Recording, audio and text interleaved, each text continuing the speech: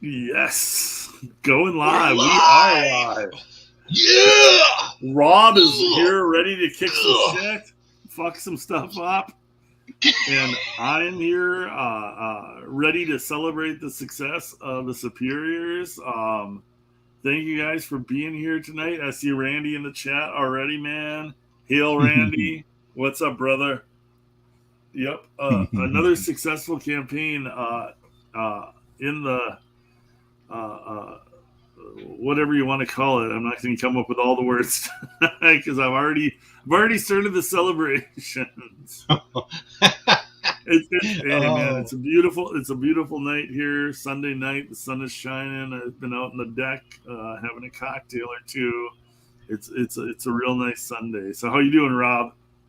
I'm doing pretty good. I had to get some work done today, so uh, you know, pretty much that's every weekend now, trying to jam on multiple things, multiple projects, and make Yep. sure that I keep plugging along with Death Raider at the same time. So The, you know, those silent Black Hawk helicopters weren't coming out to get you. oh, that was last night, my friend, and it was making a loop in my neighborhood, so that was very exciting. Was it one of the Sitting in the quiet ones though, or you just see them, or could you hear it too? Nah, this is the cop one. This is the cop one that they Oh, make okay. sure everybody can hear it while they What go. are the ones that are quiet? Because I know.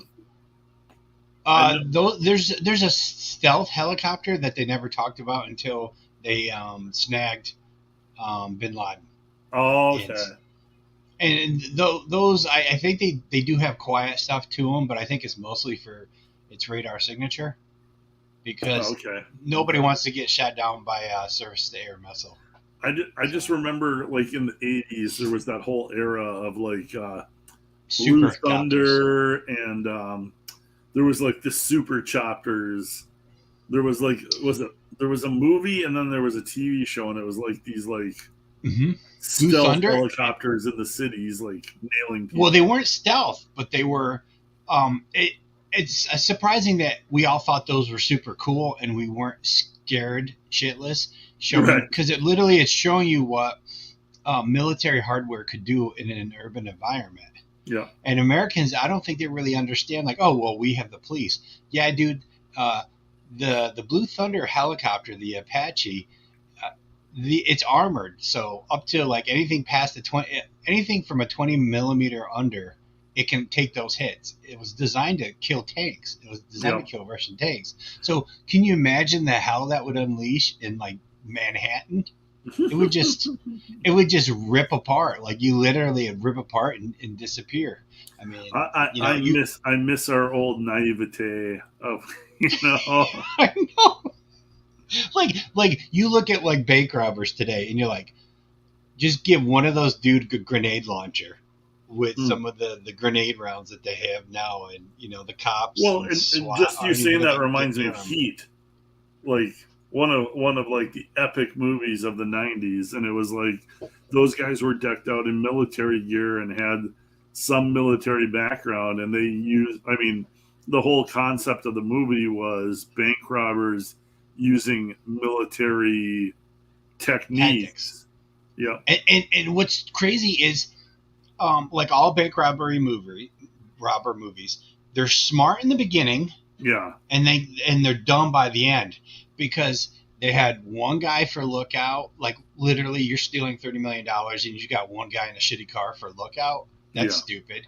You could have had a sniper in a building across the street for lookout. yeah. Um, Delta Force guys always say you never exit the same way that you go into a The building. way So that you those came guys, in, okay, yeah, yeah. yeah. So they should have never come right back. But for a movie, they're supposed to now they're getting greedy. They're all thinking about No, retiring and skipping out. So you know, yeah. There's a lot of things like you just watch some of the military movies today to get some of the ideas of what they should have done, and they should have rolled up with like 3 cars.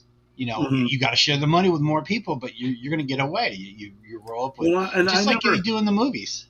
like the first thing you do is you set something up across town that's a disaster. Like Mm-hmm. 20 minutes to a half an hour before you do the thing. You set a building to like, and you get all fire, ambulance, whatever over there, Yeah. Yep. police. Yeah, Yeah. there's Oh yeah. Well, dude, in India, they had terrorists in India in the 80s, and it was a really big deal. It was one of the major cities. And what they did is they were shooting people, and then they would leave bombs. And the bombs were for the emergency people. So when the no, geez, ambulances and the fire trucks would arrive, they'd blow them up. But yeah, they also had their handlers were watching the television and listening to the radio. So they had communication the whole time. So they'd be like, shoot a bunch of people and then leave the area. yeah. And We then we should ambulance stuff probably would show. change the topic just so my YouTube channel doesn't get playing. That was the 80s. You leave me and Rob, we go down the rabbit hole fast. Yeah, wait, what are we supposed to be talking about? I don't Oh, comic yeah, books. superiors. We're here for comic books. but like this is where all that high concept stuff comes from, like supervillains, superheroes, like I mean, literally all these movies that we're talking about are kind of like in a way almost like superhero. It's like you don't have the costumes, but it's good guys versus bad guys. That's what all these movies break down to. And I mean, when you're writing these concepts with your book with Death Raider, with my book with Superiors, it's just varying degrees of it's good guys versus bad guys. It's like how bad do you want the bad guys to be? How do you want superpowers in there? Do you want it more like real world level powers, guns, shooting, that kind of thing? I mean, all this storytelling really breaks down to the old westerns, the good guy versus the bad guy, who's the fastest shot, and I mean, Yep. All this stuff is just variations and added levels of fantasy onto that basic concept of good guys versus bad guys. And I mean, that's what storytelling is all about, and that's what we're doing here. Superiors. It is the closeout day for Superiors this Sunday. It closes out tonight a little bit after midnight. I want to thank everybody that's checking out this stream tonight. I appreciate it. It has been a huge success, and I couldn't be happier with how the campaign went. I was hoping we were going to hit 20,000 on the show tonight, but we blew past that earlier this afternoon. So, Nice. Yep, yeah. Everything now after this is just gravy. But here, let me pull the. Yep, there we go. There's the Superiors right now. 20,095. Nice. There was a lot of traffic today. Last night and today. Yeah. Oops. Let me mute that. Yeah, last night and today. Last night about 8:00. You kind of keep tabs on all this stuff. About 8:00, boy, it just started blowing up, and then all afternoon today too. It really went crazy. So it's been kind of awesome. But yeah, 282 backers. We're almost at 300 backers, and yeah, it's Randy, been great. Randy, don't kid yourself. The goal is 30,000 backers. Yeah. Never kid yourself. 30,000 would be nice, but all of a sudden, Clint, he's like would be real nervous. Like I don't know how I'm going to pack and ship everything. Oh no, that's the least. That's the least of my complaints. No, no, like this book is ready to go. I'm gonna have to hold off because like literally, like I could send the main book to the printers tomorrow. I'm gonna give it the rest of June and into July for in demand.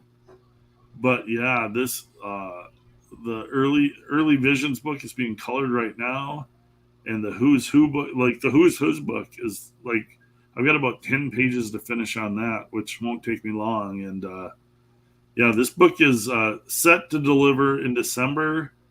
I would like to have it like being shipping end of July and August is the plan. So I have a question for you. Since you are going to be honestly done with a lot of it soon, when will you put up your next sign up page?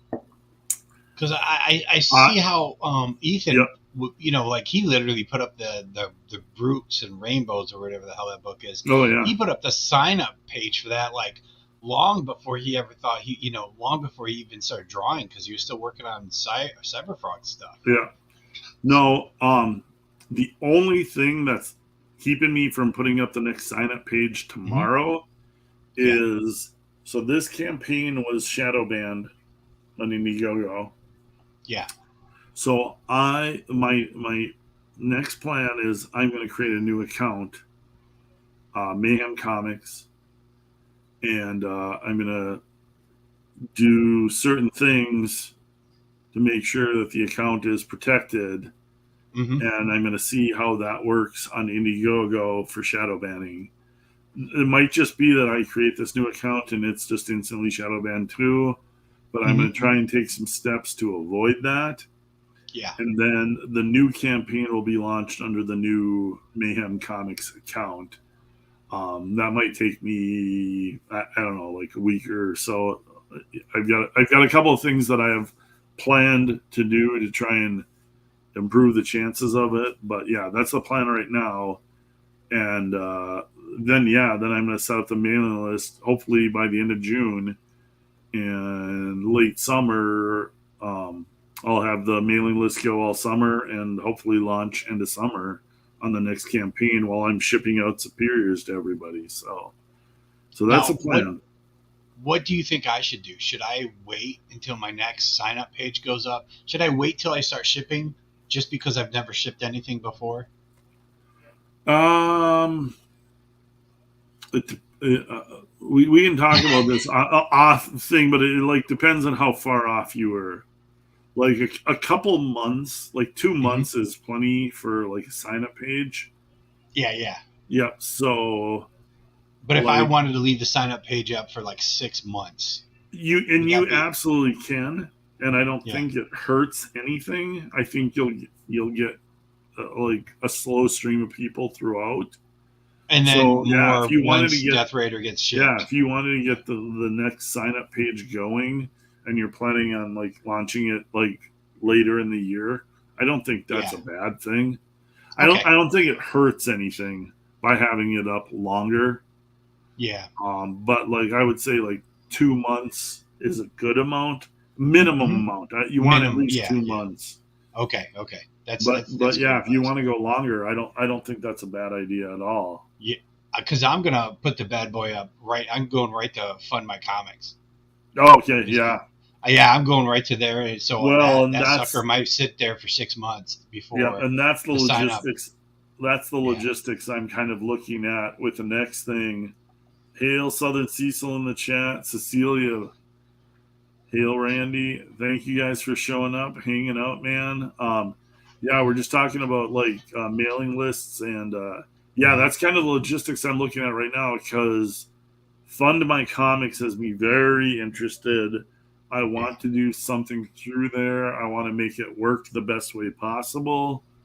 But so I'm kind of looking at that of like, I know Mark Polton right now has launched his Writhe and Pain book, and I've been kind of watching that. I kind of want to talk to Mark a little bit and see what he thinks about it.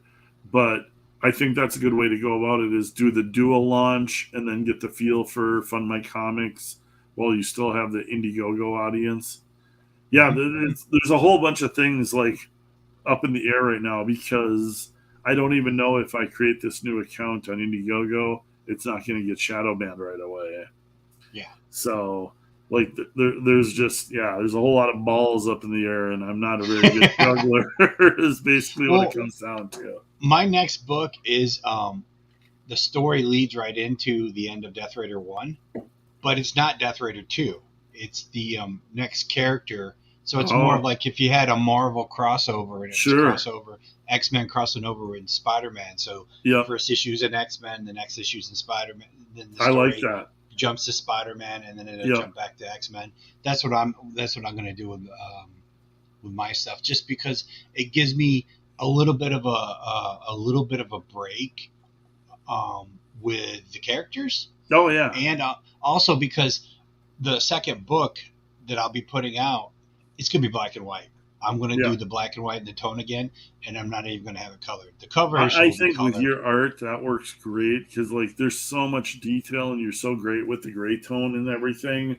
Like I think your art works better in that kind of black and white, kind of the old school Conan, Savage sort of Conan kind of like.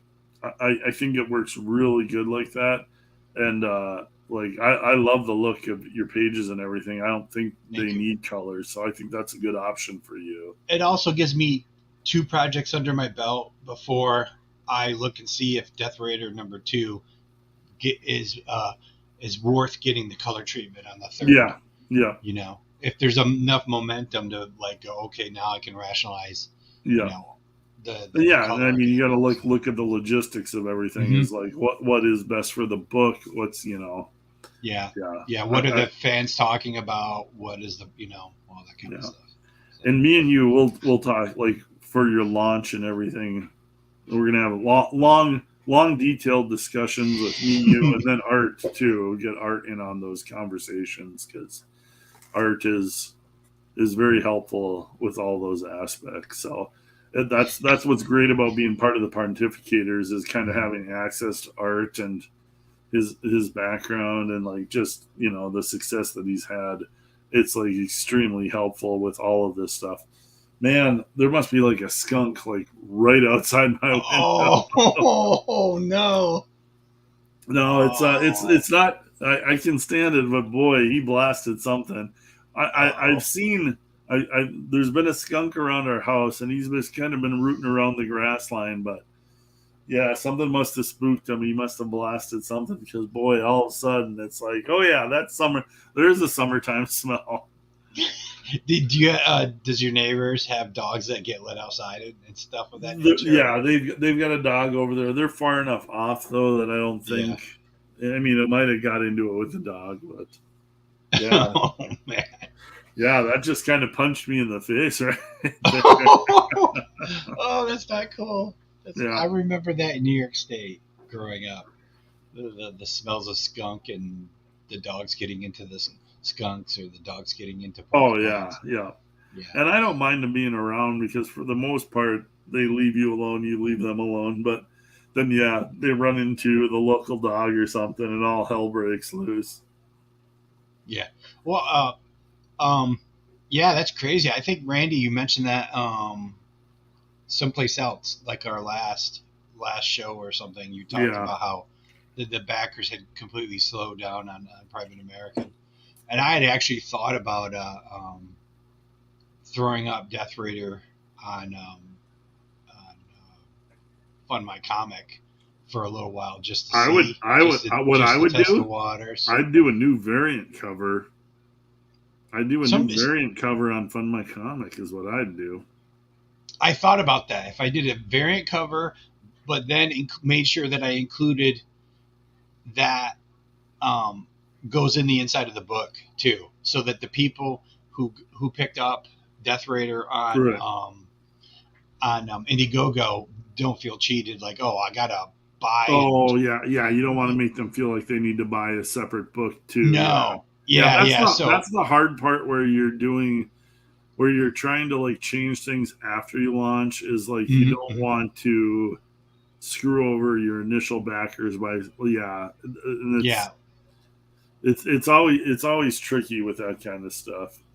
I'm actually gonna look into the cost to if I took a new cover for Fund My Comic for Death Raider, if I gave that a new cover, but then I put that as the back cover on Hmm. the Indiegogo Death Raider, I'm looking at to see how much that costs to have the double cover, the 2 covers. So that could be a way of appeasing anybody who so they don't feel like they have to, or people on Indiegogo don't have to buy the Fund My Comic version. So Yeah, no, absolutely. Yeah, it's a tricky thing because like, and the thing is like when things change on you with Indiegogo, like um, doing all the shadow banning and stuff, it's like you don't know that's going to happen when you launch the book, hmm and so then all of a sudden you're like mid campaign, you've got backers, and you realize like, okay, I need to make some adjustments because Indiegogo has pulled the rug out from underneath me, but I still need to make this work, but not screw over these backers that have been loyal to me. So yeah, it's a tricky proposition. I saw Randy saying there's people in CG who won't support IGG Mm-hmm. anymore. Like Yep. what I would say to that, and I think there are a lot of creators that are a little concerned about that, and that's why. Oh Yeah, yeah. no, there's creators that are super concerned about that, Yeah. and I understand why. Because right now, IGG is the best venue for us, so you don't want to abandon it because you're not hurting Indiegogo really. You're hurting the creators that still need Indiegogo. And the fans that are Yep, there too. You and don't want to like exclude them all of a sudden. until we can get like until Fund My Comics or another site, I think it's going to be Fund My Comics from the looks of it Yeah. to me.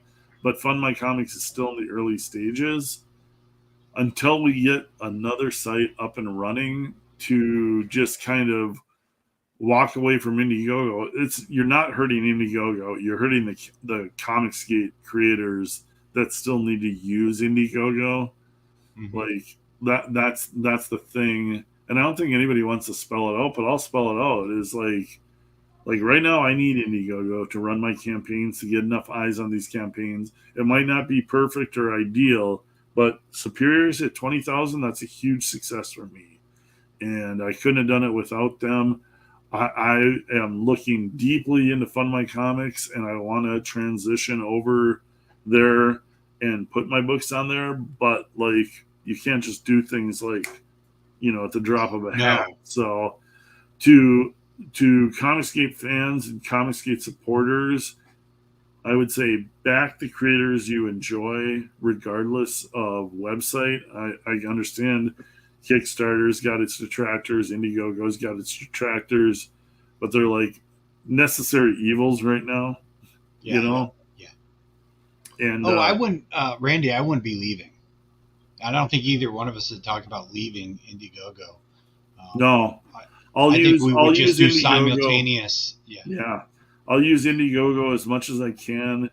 I want to start putting stuff on Fund My Comics also, Yep. but yeah, like Indiegogo still works. Like literally, okay. This was something I was going to talk about. Um, Oh, here we go. uh, you look at the numbers. I was banned. Superiors was banned day one on Indiegogo. It was shadow banned. Didn't show up in the comic section. Didn't show up in the search engine. The only way to find Superiors on the Indiegogo site was to click my profile, click my campaigns, and then click on Superiors. I still hit 20,000 by promoting myself to Comicsgate on Twitter, on mailing lists, on email lists, and 20,000 is a hugely successful campaign for me. So Indiegogo might not be perfect, but Indiegogo gets me a successful campaign. It gets the word out to all my backers into Comicsgate, and you compare these numbers to what Slave Girl did. The numbers are very similar, and Slave Girl was not shadow banned. So Comicsgate comes through regardless of the shadow banning. Like Comicsgate fans follow the creators, follow the links, and will back these books. So Indiegogo is right now a necessary evil, but like by not backing Indiegogo books, you're not hurting Indiegogo. You're only hurting the Comicsgate creator that has to use it right now. Yeah. Yeah. I think That's in true. That's true. 5 years from now, we're gonna have our own site. But Well, it and takes Indiegogo is also super inconsistent because yeah. my Death Raider never got shadow banned. That I didn't list Death Raider in comics, but Death Raider showed up in trending comics and search engine and everything else. So it's like, well, wait, how's this work? Yeah. So you know, I could see how anybody who got shadow banned would take it personal that it is an attack on Comicsgate, but Yeah. it doesn't make any sense the who gets shadow banned and who doesn't get shadow banned. Yeah. So it's like what the. And what Randy is confusing. saying right here is what I'm really looking at hard is a mirror campaign on Fund My Comics for my next book.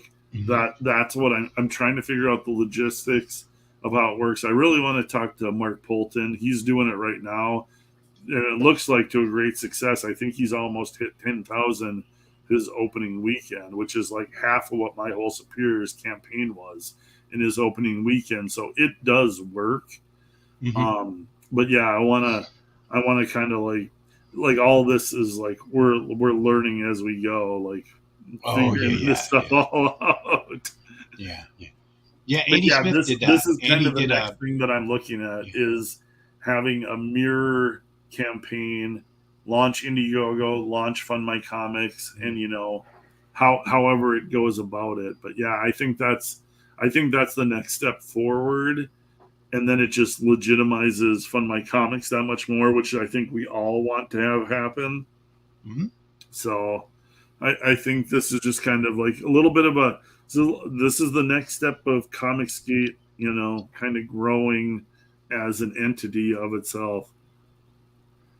This closes at midnight West Coast time, right? Yeah, I think that is right because for me, it's Central Time. It says 2 in the morning, so yeah, that would be midnight West Coast time in California. So yeah, it closes out in approximately 3.5 hours. Is that something like that? I'm not a mathematician, even though I look like I'm really smart, but. Rob.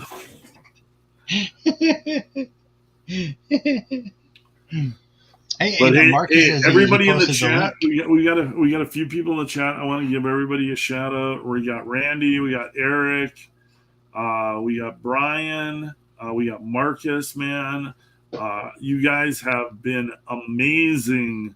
Like this is where, and like you guys know, Comicsgate is a community. Like you guys have been like amazing at promoting my stuff, giving it shouts out on Twitter, tweeting it out yourselves. Like I can't say enough about how much that helps a campaign like mine. Like I'm not EVS, I'm not Shane, I'm not John. I'd love to be, someday, but like you guys promoting and spreading the word on my book is such a massive, massive help for me. So, at the end of the campaign here, I just want to say thank you to all you guys. Thank you guys for being in the chat. Love having you here. Beers right there. This is my 4th vodka cran. It's not a small one.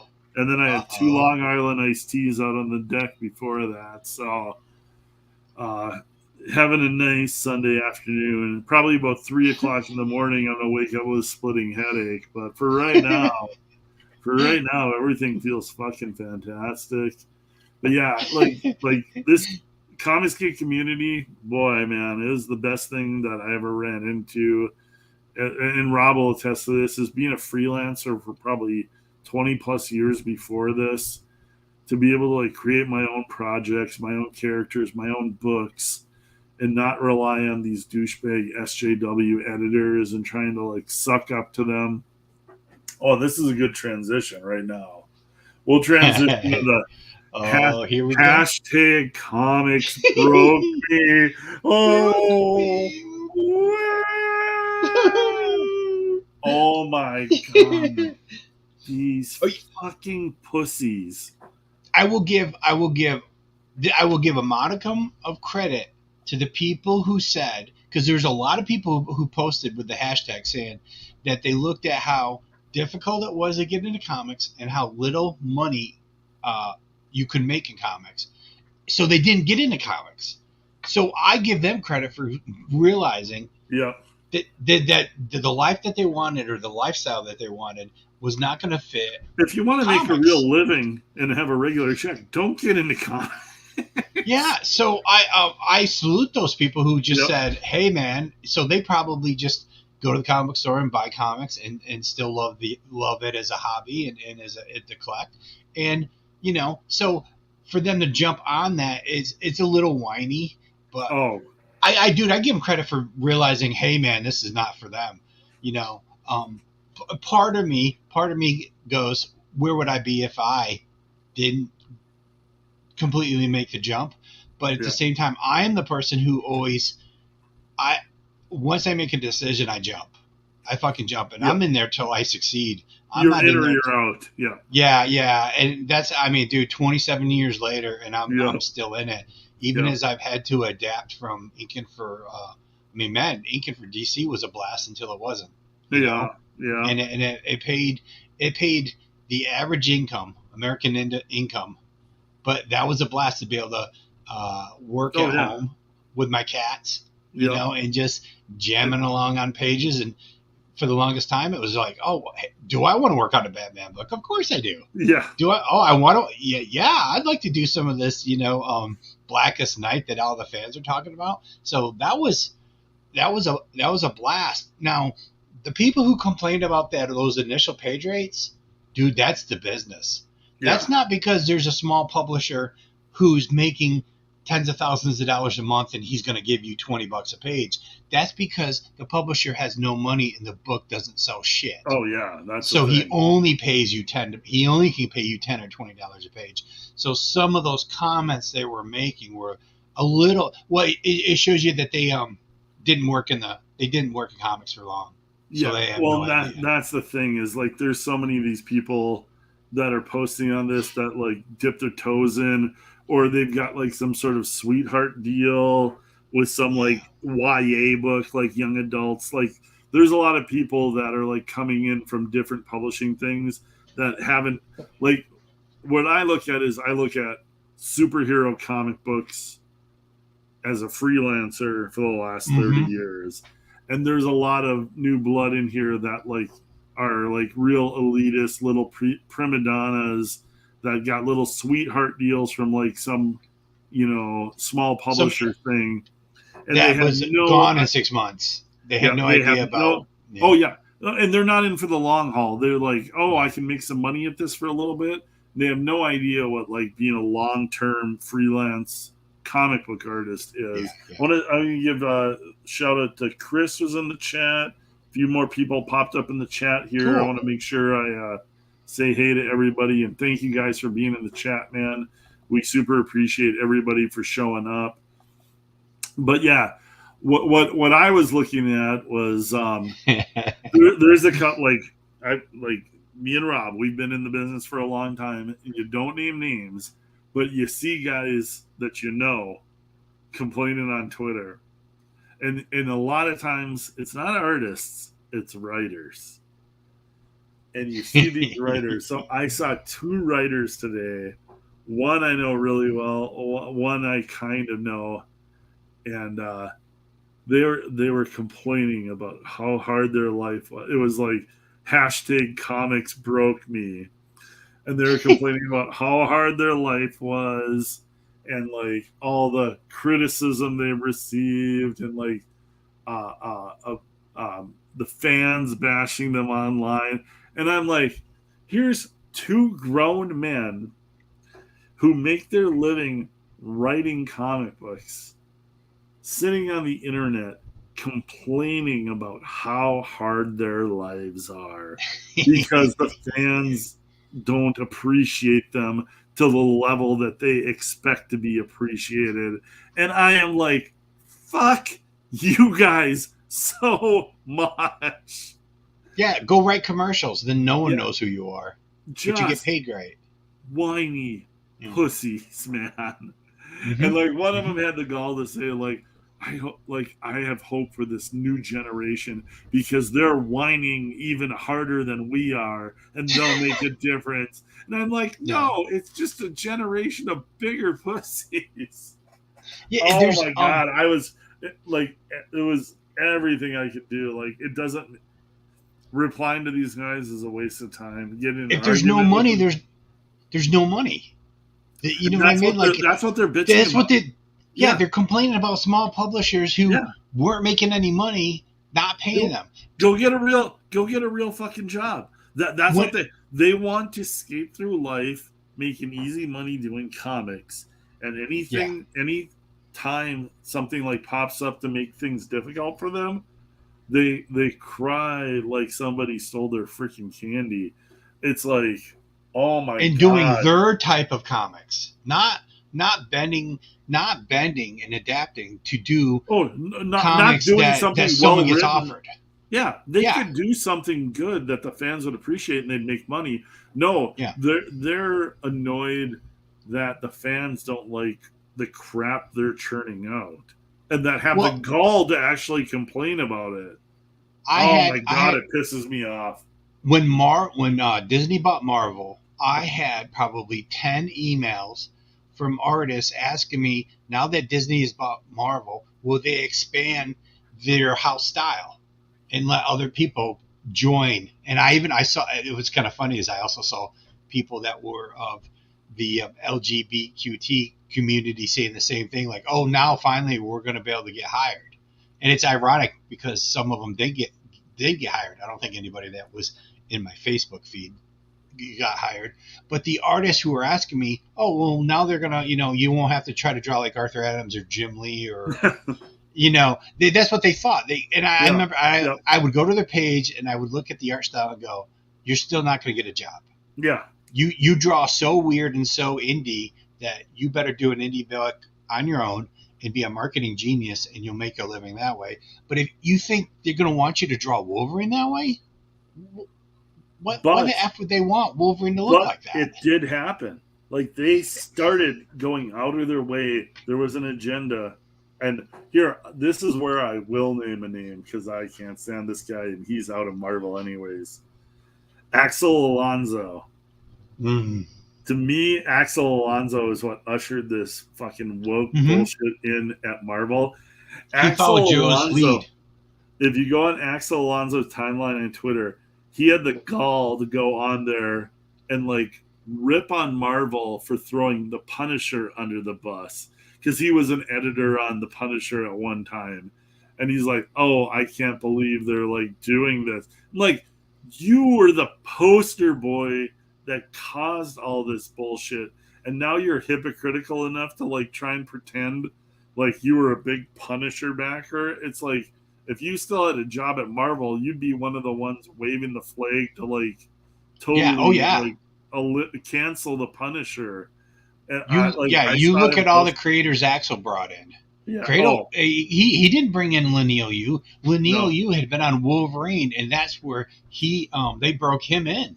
Yeah, he was all the Vertigo guys. He brought all the Vertigo guys in, all the woke, like far lefty. All the guys who can't sell superhero books. Yep, all the guys who can't draw and like sell comics on their own. It's all that woke agenda. To me, Axel Alonso was the first ushering in of that. He brought a bunch of people in, and then it just blew. It was 15 years of cultivating, getting rid of anybody that like was a hardcore comic book fan, and getting in people that were like East Coast and West Coast elitists. And yeah, they gutted comics, man. I think there's an agenda. I think they thought that if they could get the fans to accept the Vertigo style, one, they wouldn't have to pay the artists as much, and two, the artists would be faster. Yeah. So they would get but the books would still sell just as many copies. So they're looking at, and I think it does tie in with something that Art said about when the Image guys were such huge stars. Yeah. And when they left to create their own thing, it left such a vacuum. And I think the editors back at Marvel and DC said, we can never do that again. We can't make the artists this big of stars. And between that and the whole SJW ushering in of like these, it was people a no one else would hire. Of both things that kind of fed into each other. And I mean, it gutted the industry of good artists. It gutted the page rates for artists. It pushed things more into the writer's side. And the writers were already very left-leaning, it just like it like all fed into itself to destroy itself, really. Yeah. Oh yeah, yeah. There was also the more And designy and do the Todd McFarlane stuff. They yeah. wanted their comics to look like storyboards, so it'd be easier to pitch them for movies. Oh, So okay, yeah. there was, which really that takes the juice out of comic books, man. Oh You yeah, got to like do when boring. you're looking at it as a storyboard instead of like splash action adventure, yeah. Yeah, yeah, because Like there's some they're writers supposed to or be there's interesting. yeah, there's some artists that can work within that framework and it's still a decent comic, but when you're just breaking down the yeah AWA and I Isn't mean that I a think dying company? I can't imagine they've got anything going on. They're like there's so many of these guys from these old regimes. Like this is what I want to see is what Quesada got some sort of deal with Amazon, the streaming, to develop programs for them. And I'm sure it's solely because he was attached to Marvel at one Yeah. point. But it's like, what is Quesada bringing to Amazon? Like, if Mark Miller can barely get things going at Netflix, and Mark Miller, for all his faults, Mark Miller is a very creative writer. And lots of successes. Yeah, lots of Yeah. successes. He's had multiple movie successes. He rips off from a lot of things, but I'm not going to judge anybody that rips off from a lot of stuff because I Me guilty. Like influenced. Clint, influence, it's influence, not influence, ripping not off. ripping. No, Influenced. yeah, you're influenced by, but like anybody who like throws that stone is not a real comic book fan because if you're a real comic book fan, you realize that most artists have ripped off from a ton of artists that came before them. It's part of the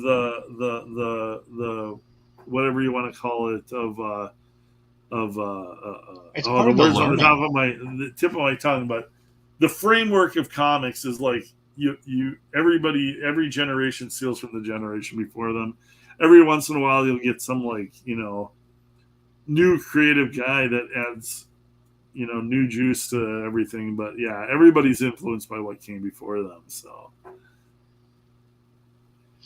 we got a few people in the chat. Oh man, we've hit our record already. We got 12 people in the chat, man. Yeah. Thank you guys for being here.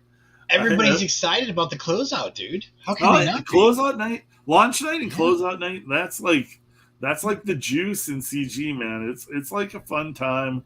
Like I came into this like a little trepidatious this morning, but man, we hit 20,000 this afternoon. And I'm like, man, it's gonna be a chill stream tonight because we hit 20. Like the book's a huge success. Clint keeps rubbing that in. He's doing it to me on purpose. No, I'm not. Salt in the wounds, my friend. I'm always talking, and then I realize that maybe I'm ruffling somebody else's feathers. The other night on Pontificators, I was bragging about, oh yeah, the book's already finished. I'm gonna ship it out right away. And it's like, well, other people's books are finished. I'm like, oh, not trying to piss anybody off. No, dude, you can't ruffle my feathers. I just like to make jokes out of it. No, it's awesome. I love doing the show with you, Rob, man.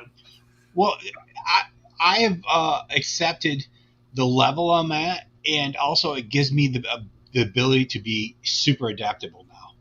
But if I had a big success, I couldn't go black and white. You know what I mean? At where I was 3 years ago. Yeah. Because like when I came in, I didn't have any books. Like the only thing that I knew Mark Polton, and Mark Polton was already invested in Comicsgate. And so that was a big help for me. So you don't even have that. You didn't have that. You know some of the other pros, so that's a help. Yeah. But like that's been a big help. That was a huge help. Like literally, your first book did about what my first book did, and it's after that. It's like everybody gets to know you. They see you on the shows. They see the quality you put out. They get their first book from you, and it's it just like takes off from that. Well, I'm being a silly monkey. I didn't come in with a pro writer. You know what I mean? I don't think you need it though, man. From everything I've seen, like your story looks kick ass. Like I think Oh, you're doing it the right way. someone's trying I to butter me up. no, no, no, no. I think you're doing it the right way, man. I hope so. I hope so. Well, the fans will be the Eric fans will must be be the drunk. judge. I thought Eric said he was just drinking Dr. Pepper, but he might be drunk already. Clint is kind of a big deal. No, anybody that thinks I'm a big deal just has to hang out with me for one night.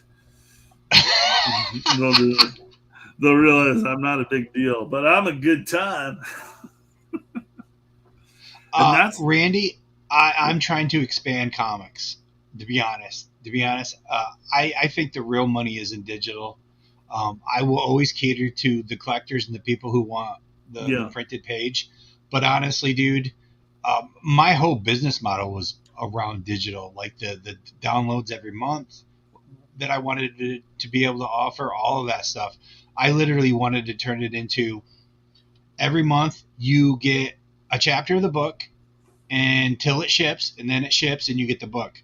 Because that's what I see Marvel and DC should be doing. They shouldn't have any floppies. They should be all digital, and then you go into the comic book stores to buy the trade paperbacks or the hardcovers.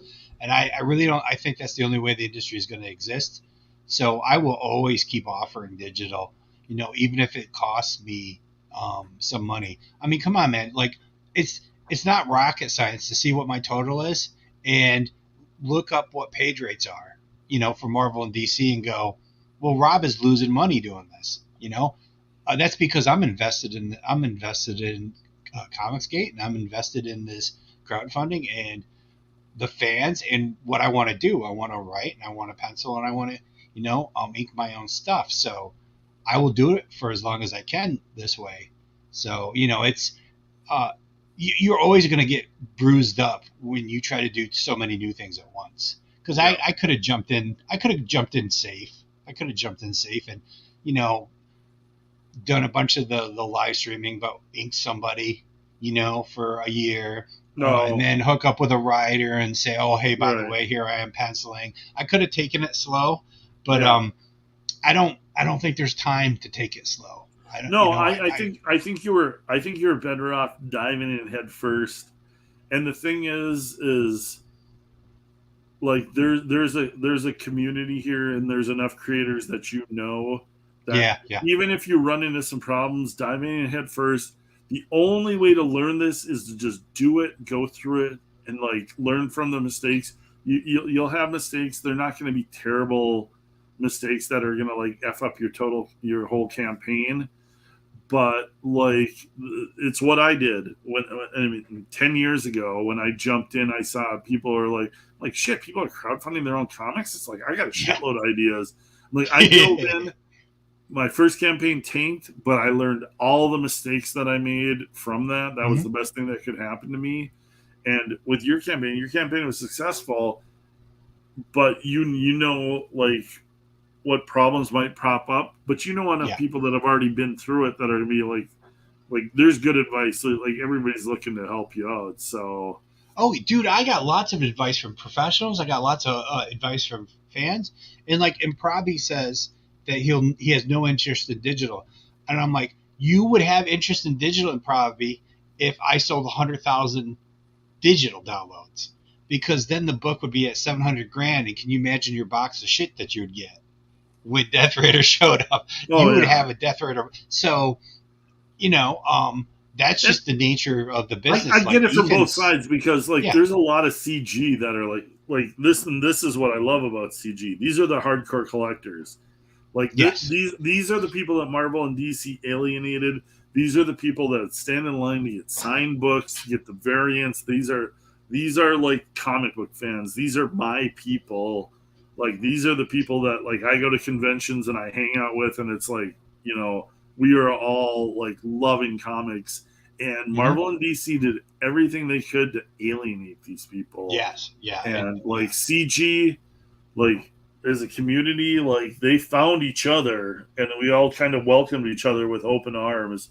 and we're like, this to the big two, fuck you guys. You guys are rotting from the inside. But Well, there and is there's a still a lot of hardcore fan fans, base for comics here.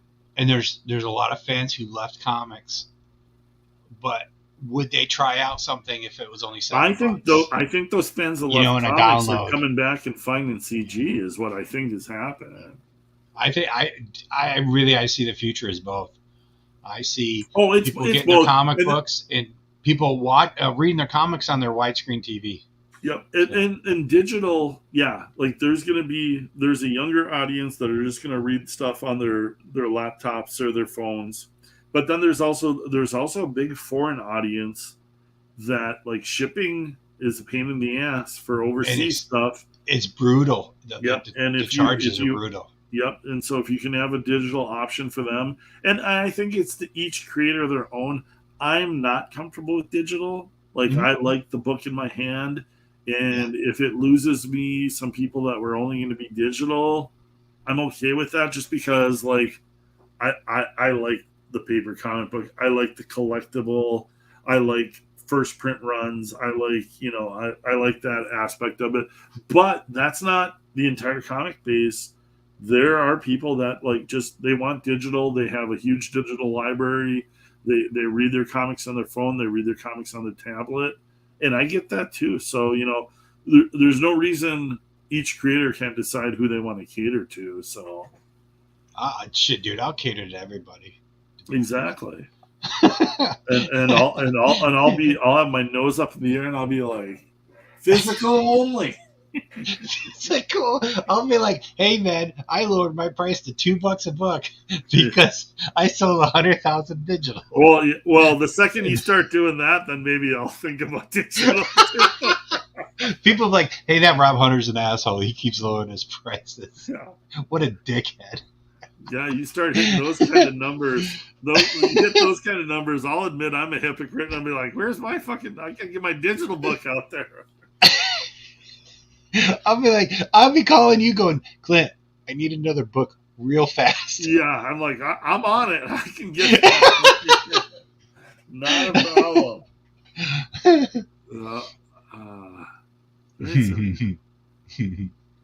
Yeah, so the comics broke them. A lot of those people never really went. They did not leap into comics and really give it the whole college try, the old college try.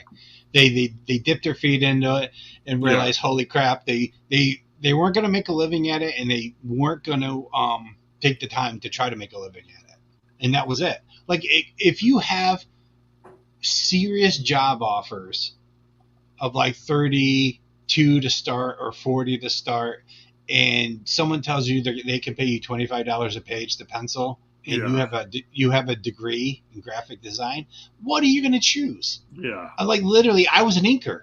There's no other jobs. Yeah. You're an inker, and that's it. Like it doesn't matter how good you are as an inker, you only can ink comic books. There's no storyboard jump over or anything. So, and I'm stubborn. I'm a stubborn a-hole. So I was going to stick in comic books no matter what was going to happen. But I think it is also a generational thing. Yeah. Like it's too instantaneous. We grew up on the editors that were making comics in the 80s and 90s, in late into the 90s.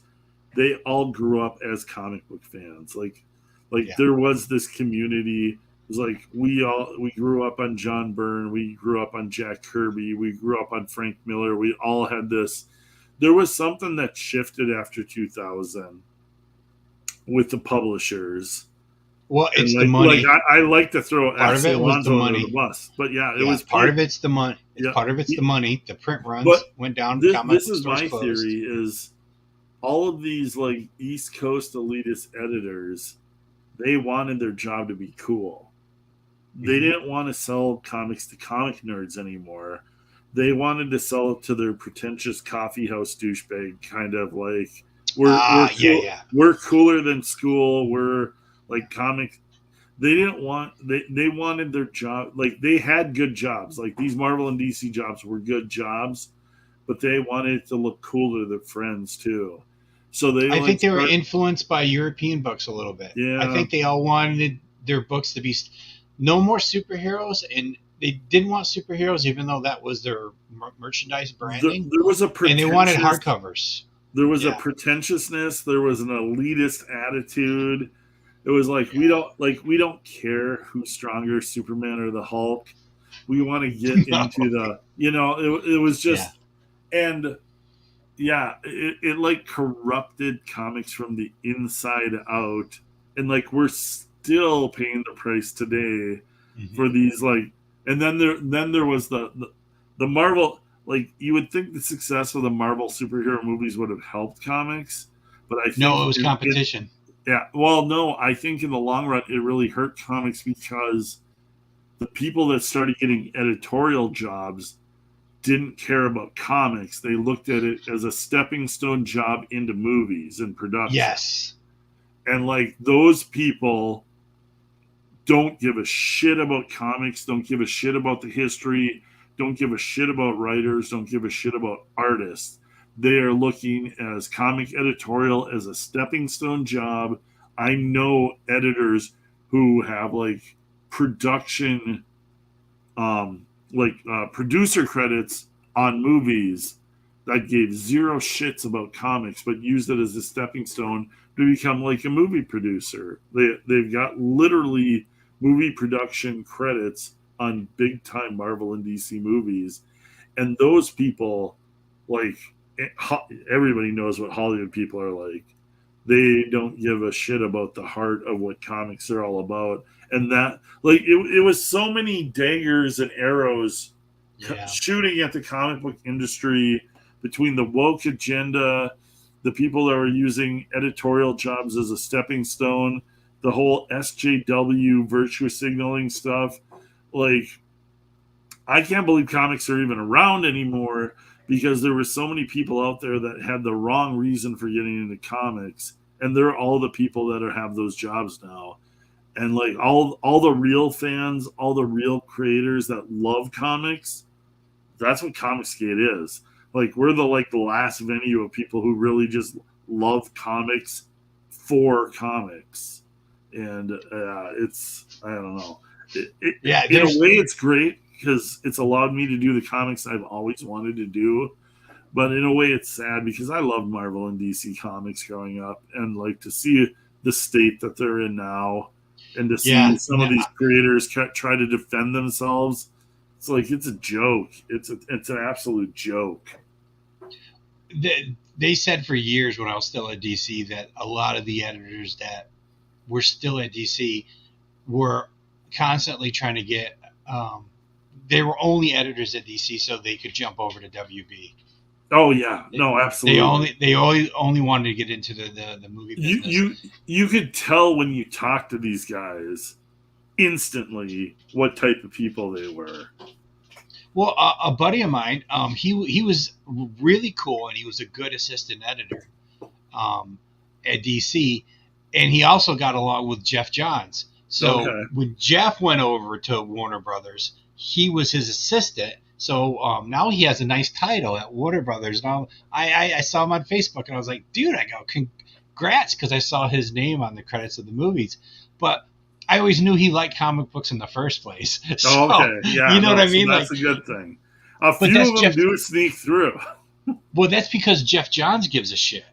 Well, He might be a little Jeff, weird about some things, but he still gives a shit about the characters in No. comic books. Anything you want to say For the bad about movies. Jeff Johns, what you can't say is Jeff doesn't love comics. Jeff absolutely loved comics, and like Yeah, you could yeah. see it, like all the work he did on the Justice Society and everything.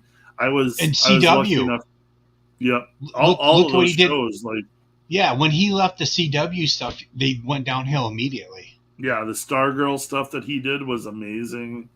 Mm-hmm. Yeah, no, I was Yeah, lucky enough to work as an assistant penciler with when the what is it Blackest Night stuff came out. Mm-hmm, mm-hmm. And like Jeff Scripps would come in late, and like, but it was because he was writing fucking gold. And like that was Yeah. probably like you look at everything. The Blackest Night was what, almost a decade ago now. That's probably the And dude, biggest well written thing that's been out there in a long time for comics. That was a that was, dude, that was huge for DC. I got emails the summer or the spring. I don't remember exactly when the event hit, but I yep. got emails months ahead of time from fans asking me what books I would be working on for Blackest yeah. Night, so that they made sure that they were going to have them pulled in their comic book Oh store. yeah. Like the And fans I'm like, Blackest what? Night Blackest Night was the biggest thing, like for a real crossover event that really like Was got real. It was a real story. up the sales on everything.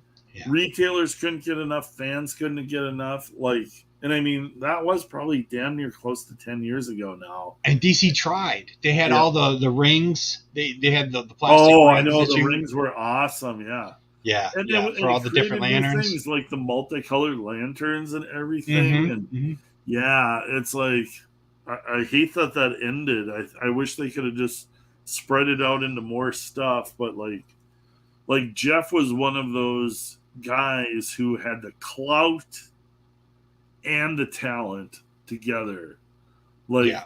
you'll get guys that like, I mean, there's guys now that are like can get stuff done at Marvel and DC, but nobody gives a shit about what they write. Well, they have too many events, so nobody cares. They have so many events now at Marvel. But it's also that like nobody gives a damn what they write. Like people people cared about what Jeff was doing with those comics. Oh, yeah. Like it got everyone's attention because it was fun comics again. Well, like, did you read Sinestro War? Sinestro War was so good by Jeff that Dan DiDio actually told him, he goes, Jeff, I apologize. DC missed the boat with Sinestro War. Oh yeah, we're gonna make sure we're not gonna miss the boat the next time around. We'll back the hell out of the next thing, and that was Darkest Night, wasn't it? Yeah. So Sinestro War. Yeah, Blackest Night. Yep. Yeah. It's just that Brightest Day was kind of a story flop. That was the problem with Blackest Night, was that Brightest Day sucked by comparison. And that kind of took all the wind out of its sail. That and the terrible Green Lantern movie. Between those two things, it kind of derailed all their momentum. But yeah, like there hasn't been anything nearly as that big in the last. Now, Stippling Vaughn is like, he goes, they flushed all that momentum down the drain with 52. Not really, because they didn't change. They didn't really change any of the books that were successful. They were trying to change the books that sucked. And unfortunately, it really showed that the creators that made the book, the successful book stayed successful because of the creators. And just because you relaunch a brand new book like Green Arrow or Superman, and it was weak before, it's going to be weak with a new team unless you get lucky. Yeah. And those books, George Perez is a beast. He was a beast as an artist. He did some really cool story stuff, but I don't know what happened with the Superman stuff, but that was a weird. Dan Jurgens is a beast, but the Green Arrow that he launched with 52, who knows? It could have been a lot of editorial crazy mess. Yeah. But, the stuff that was flat before 52 was flat on 52. And the thing is sometimes you got good names attached to stuff, and it doesn't work. And it's not necessarily the creator's fault. It's like it can be timing. A lot of timing, who they're working with. Dan DiDio is like one of those names where it's like he caught a lot of flack, but I never dealt with him, so I don't know. I just would hear like there was a lot of anti Dan DiDio sentiment within the fan base. And after a while that just kind of builds, and it doesn't matter what you're doing. It's just like you become the target, the poster boy for what people don't like. And he was the poster boy for what they liked and what what they didn't like. Yeah. I know he had a weird thing against Wally West Flash and Nightwing. Like I've heard that from multiple people.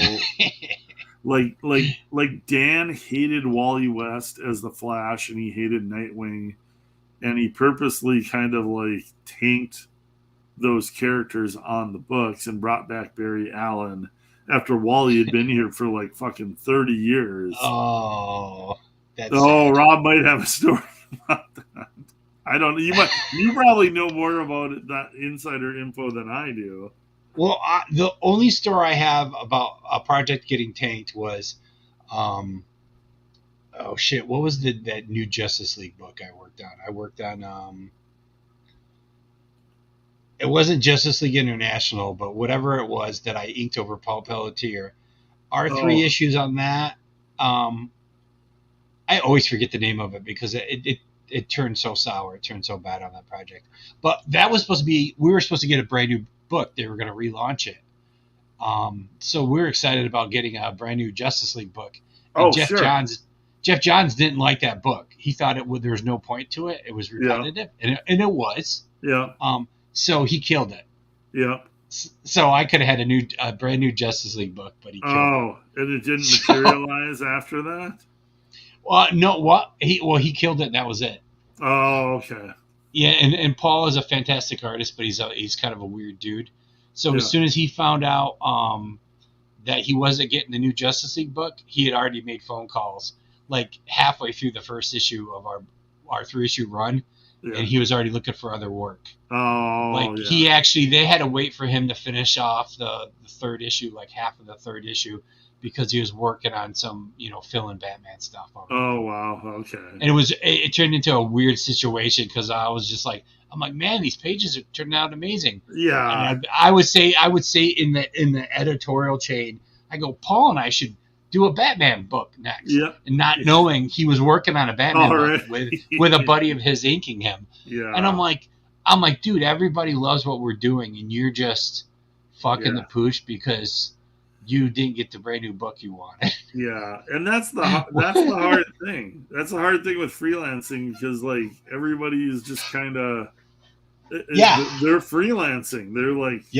and it's like you get on a creative team that you're excited about, and the rug can be pulled out from underneath you at any freaking second, and you don't even know. Yep, and you don't even know. The rug got pulled out 3 weeks ago, and you think everything is great. Yeah, it's like, man, this is the best book I've been on, and it's like you don't realize it's been dead for 3 weeks already, and nobody's told you about it. Yeah, and this is like, this would be like the hashtag comics broke me, but only if you're pussy because guess what? That happens to you. Guess what? You move on. You don't sit there, you don't cry, you don't lick your wounds. You move on to the next thing because you're a comic book freelancer, and tomorrow is not guaranteed. Nothing is. No. It's like if you're going to sit there and cry about every bad thing that happens to you, you don't need to be in this industry, man. It's like you got to make it your own way. And that's why I just laugh at some of this hashtag comics broke me bullshit. It's dude. Oh my God, like how did you even get into comics if you're this big of a wuss? Dude, one of my early books, I was inking for Entity Comics, inks, $10 a page. Entity. Was that Neil X? Oh, okay. Okay. Don Chin. Yes. Don Chin, and Bill Moss. Don Chin gave me my first published work. So $10 a page to do inks. I was spending 8 hours. I would take 8 hours inking a page at $10 a page. So figure out that page rate. How much I'm making an hour. I was just inking pinups and sending them to Don Chin, and then he started publishing some of them. And I was like, "Woohoo! I'm published." I never got a dime, but I was stoked. And then on the weekend, I was inking Uncanny X-Men pages. So how's that for? You're kidding. No, because I started getting help out. I was helping out in the X office, and it was always we'll get it to you on Friday. You have to be done to ship it out Monday. It's kind of like my pencil assist on like Blackest Night stuff is like nothing's ever credited, but I did a whole lot of work on some of those pages. But Entity was great practice. Oh yeah. It was awesome. It was awesome practice. And another guy that was also inking a bunch of the pages in the book. He would always he kept telling me, he goes, no, Tim Townsend inks this way, and I'm like, because I was kind of clueless about that. I'm like, oh, that's what he would explain to me. No, Tim does this, Tim does that. So and we were both trying to mimic Tim Townsend. So I'm like, thanks, Matt. I appreciate. I'm trying to make farther ins in the X office, and you're telling me exactly how Tim does stuff, and I'm a little clueless, and I'm being oblivious when I look at the pages. So I didn't I never complained. I just at some point I was like, oh my god, even the paper is getting bad. This isn't good practice anymore. And then I just I'm like, I'll just wait and see. Marvel started giving me more and more stuff. Yeah. So and then that's the thing is when you're breaking in, and it's like that's how you do it. Yep. Any experience and any connection, you don't know what it's going to lead to. You make friends with this penciler, or this inker, or this writer, and all of a sudden they land a gig, and like that's where like networking. And I mean, I hope there's still some of that at conventions and stuff. But man, I remember coming up in the '90s, and you go to Wizard World Chicago or San Diego Con, and I mean, I just remember like make friends, be nice, network, meet as many people as you can, get as many emails, get as many cards, hang out, drink after the convention, go out to dinner with so and so or whoever, and like it was fun. It was so much fun because it's such a social atmosphere. But at the same time, you're like making connections that will like help your career, and it's like it was networking 101, and the two things going hand in hand, having fun, hanging out with people that love comics, and then like hopefully maybe meeting somebody that's going to get you to your next gig. So I did better with that until I got my mortgage. Oh, and yeah. then it was, you better sit at this table and you better sell that shit. And when you go back to the room, you're drawing sketches or you're sleeping. Yeah, no, exactly. No, I split rooms with guys who were that they already landed their gigs. They were DC artists or something, and literally they would have like they were gonna get about 3 or 4 hours sleep tops because they were gonna do commissions all night long and start as soon as they woke up in the morning because they were like literally making the money to pay their bills at that convention off all these commissions on top of what comics were, and they were already getting good comic book gigs. Like I always remember Adam Hughes at any comic book convention I would see him. Adam Hughes was drawing the entire time he was at the convention, and he was drawing these beautiful like warm gray, like those what are those markers called that he would use? Those gray tone markers and stuff. And I'm using them right now, man. I use them on all my pages. Yeah. And like Adam Hughes was the not Copic. There. Yeah, Copics. Yep. Yep. Adam Hughes was not there to just sit around and hang out. Adam Hughes is there to make some goddamn money, and it's like it's fucking Adam Hughes. Like it's like no, he still needs to make money, and he's making it every show he's at. Dude, have you seen Dave Finch at a con? No, I've never seen Dave Finch. I talked to Dave Finch at a con. He told me I needed more work, but that's a whole other story. That's a whole other story. But I've never seen Dave Finch draw at a con. Every time I've seen him at the con, this is the guy who's always on one of DC's best selling books. And one of the reasons I always saw him at a con because he always did MegaCon, and I live in St. Petersburg, so I'm going to MegaCon every year. You hit them all. Yeah, so he is machine gunning sketches the whole time he's at his table. So not only is he making bank working for DC, he then works his ass off. And he does a lot of cons. He does a lot of cons a year. It's like these guys on the top books, they're still busting their ass at convention. Yeah. All I can think of, dude, is that maybe he doesn't report all of it. So it's easy, non-taxable money, I'm not going to cast any or, stones, but like or especially, it's his retirement. Like he yeah. literally knows that he can't keep up the pace for too much longer. But Like, especially dude, these guys that get all the cover gigs, where like if Finch wanted cover gigs, I would think he'd get them, and like that's yeah, buco de niro, like what J. Scott Campbell is doing, and then J. Scott like will come to a con and he'll have like his hardcover sketchbook that he's selling for $35-$40 a pop, and he'll have crates of them, and he'll have a line waiting for people to sell. And like J. Scott Campbell's not live drawing at a con anymore, I guarantee it. no, But he's no. selling all those fucking hardcover books, $40 a pop, probably 60 with his signature on it. I don't know if he still is. When I And was this still was a in, while ago, so yeah, it's yeah, probably different now. no, it's because I know DC sent out a memo to all their pros when I was still working at DC, where they were setting up limits. They had set up limits on how many prints you can Oh, but make this per isn't even. convention. This is his little fairy tale stuff that he does. So he's not worried Oh, about it's Marvel and DC. He's got his little fairy tale side gig there, where it's like yeah, that's right. his own versions of all the fairy tale stuff that's in Mm-hmm. what is that called? Where everybody, it's not copywritten material anymore.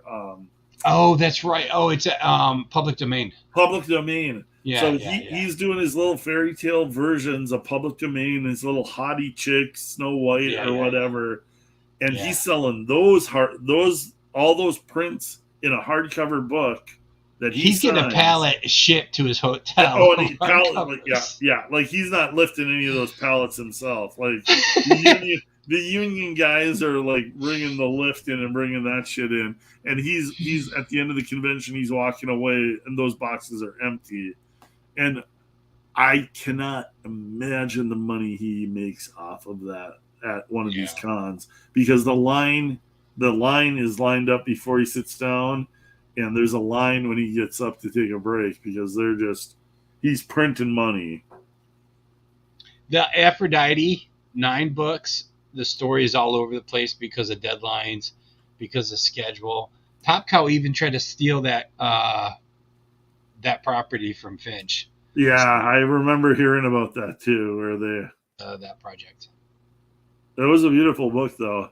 The best thing, like where he got all the fans, was when he like did the Blade Runner street scene, and everybody was like, "Oh, that's so cool!" Oh, dude, I love that stuff. That stuff is fantastic. Finch in those days, the early, what was the character with the wings where he? Oh, Ascension. The Ascension. Yeah. Like I had all of that old stuff, and yeah, I was eating up Finch.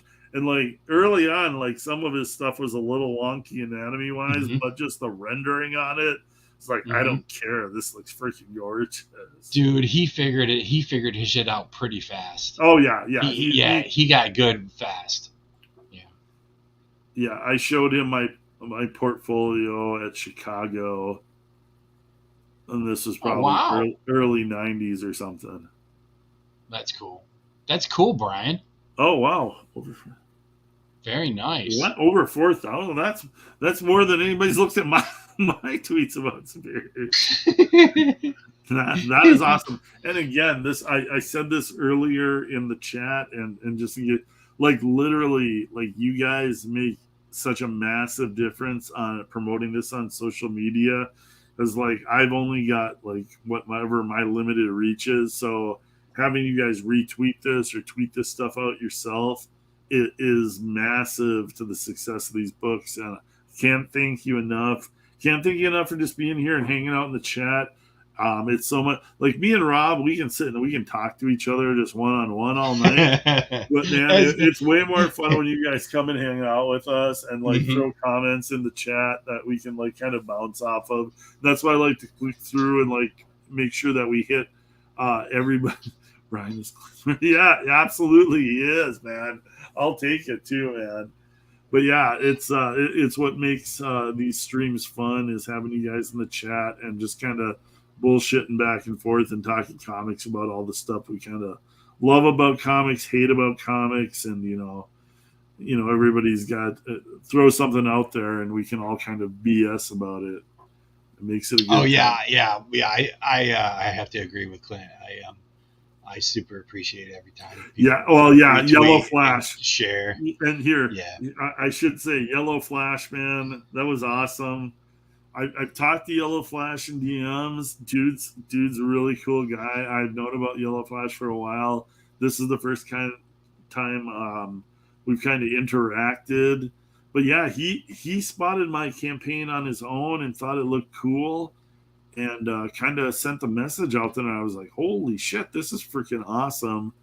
And so then I like contacted him through DMs and just wanted to thank him. And then that's where the whole idea of that Flash 139 homage of the original Professor Zoom cover came up, and I just drew it up like in an afternoon and shot it over to him to see what he thought of it, and he loved it. And I'm like, man, I've got variant covers, and he's like, yeah, if you want to do it, go for it. So I got his approval, threw it up there as a variant cover, and obviously Yellow Flash has like a massive following, so it was really cool. It was one of those things that just kind of happened organically.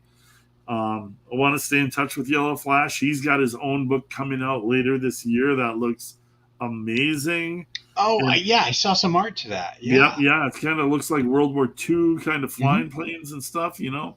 And I thrown it out there if he wants to do stuff in the future, man. This is an artist that's available, so you never know what might happen. But A yeah, cool the Yellow project. Flash gives me the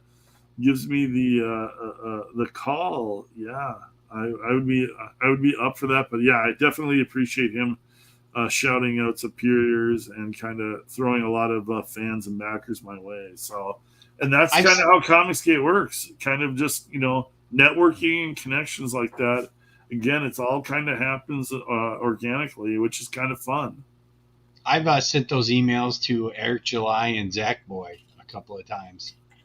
I never hear Yeah, back from them. but you never know. You never know. It was like it doesn't hurt to throw it out there. I was just lucky enough that he kind of spotted this and Dance for Us Monkey. Yeah, I'm not sure what that's in reference to, but I've heard people shout that at me before in different circumstances.